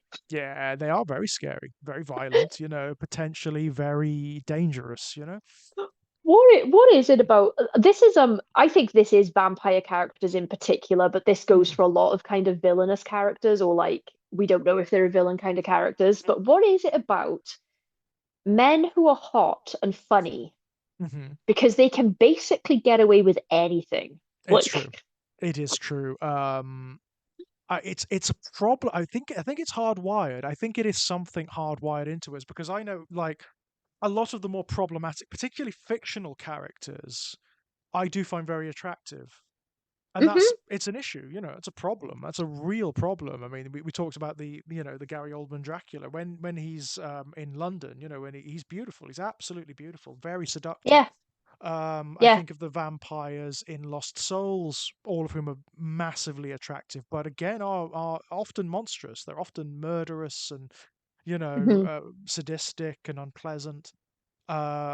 It's a slight aside, but kind of similar in a way because he does have a Dracula-like element. There's the Mads Mikkelsen Hannibal, who hmm, yeah, I yeah. think That's a good is example. phenomenally attractive. I mean, like really, really hot, but is a monster, like an absolute monster in a way that even vampires aren't. A total I sadistic serial killer horror show of a human being.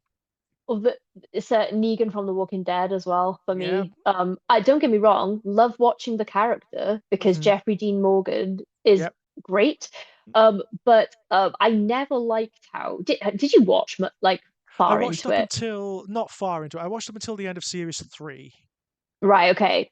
So are you planning to watch it or am I going to spoil something for you? No, no, no. Go ahead. No, Okay. I'm not planning to So watch it.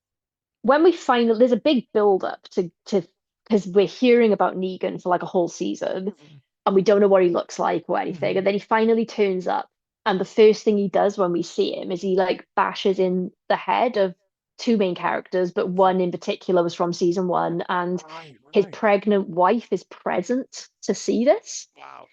So it's devastate. It was like devastating. Like people were so upset that they never watched the show again. Right, And then right. because the character became, I think that they were originally planning to kill Negan at some point, Hmm. but because the character was so popular, I guess they changed their mind. I think that this is what happened, if I'm remembering correctly.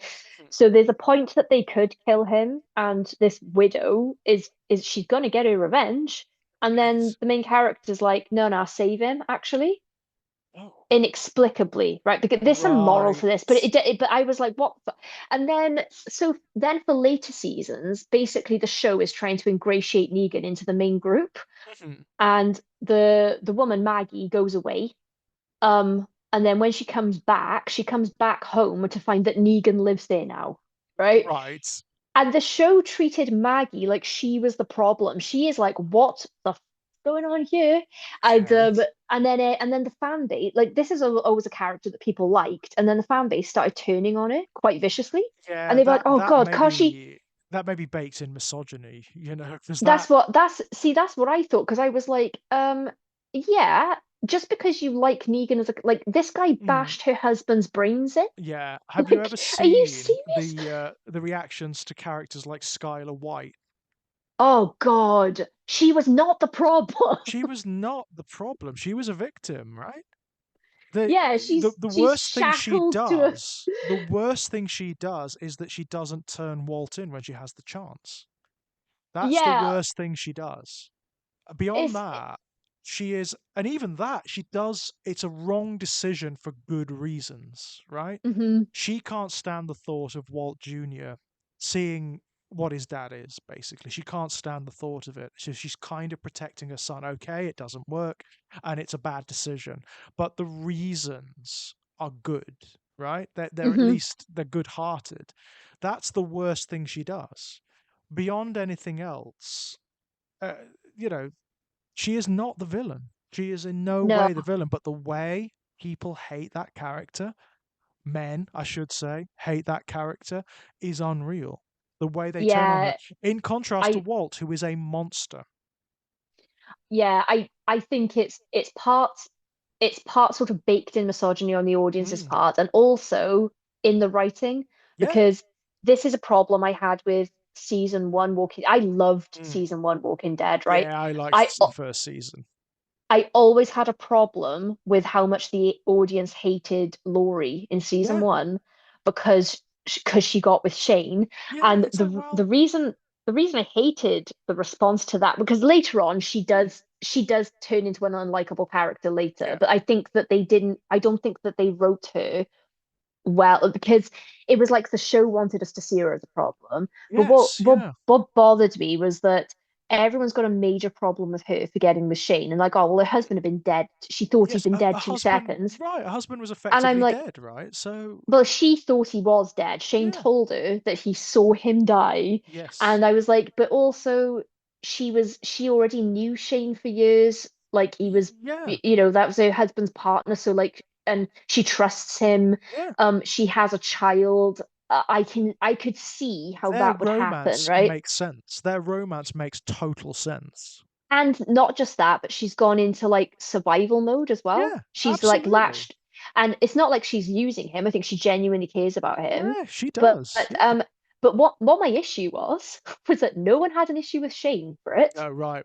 Yeah. So the people who were like, "Oh, look at her just jumping into bed," I was like, there's Happens all plenty the of time. yeah," and I was like, and Happens it's all the time. completely, totally understandable. Nobody is criticizing Shane Yeah. for and I understood why Shane lied and told her he saw Rick die because he didn't think Hmm. she would leave the city if she knew he might still be Yes. alive I and blah mean, blah blah. even, yeah, yeah, yeah, totally. And Shane did think that Rick was dead also, right? Yes. But Which was this a is what I was like, reasonable assumption as well. That, by the way, it's a reasonable assumption at that point. yeah, but then people were still like Shane's art, that was the thing, like Shane's character was so well written. Hmm. That's probably one of the most compelling characters for their Yeah. whole arc that I've ever seen. Hmm. And he was so well written, and then by comparison, Laurie started looking more and more annoying and shallow. And I was like, could you not Yes. have given her the same weight? This is ridiculous. And then Absolutely. people are like excusing all of his absolutely heinous Yep. behavior because they're like, oh, but he loves her. And I'm like, let's take stock of all of the terrible things he's done that we're Hmm. forgiving him for, Yep. but we're not forgiving Laurie for sleeping Yep. with him. Yep, yep, yep. Are you guys Yeah, kidding it's true. It me? happens all the time, though. I mean, like, particularly in this kind of fiction, it seems there's a good old strain of misogyny running throughout, and the responses are often highly misogynistic. Um, Yeah, it's a shame because I don't think it's on purpose. no, it's I it's I don't it's I baked in. No, no, it's not conscious. Yeah. I don't think it's conscious at all. It's just it's baked in to our cultures and our assumptions, and it expresses itself in that way, Hmm. which is really unfortunate. Some of the smarter fiction out there really does explore it. It actually does Hmm. explore that response, but yeah, it's a problem. It really is. Kayleigh, I've got to skedaddle. Oh no, that's Um, fine. That's fine. but thank you so much. This has been brilliant. This has been It really, really has. cool. Again, I think this is one to continue. Yeah. Yeah, but really quickly before you go, Yes. rank your three stats. Okay, okay.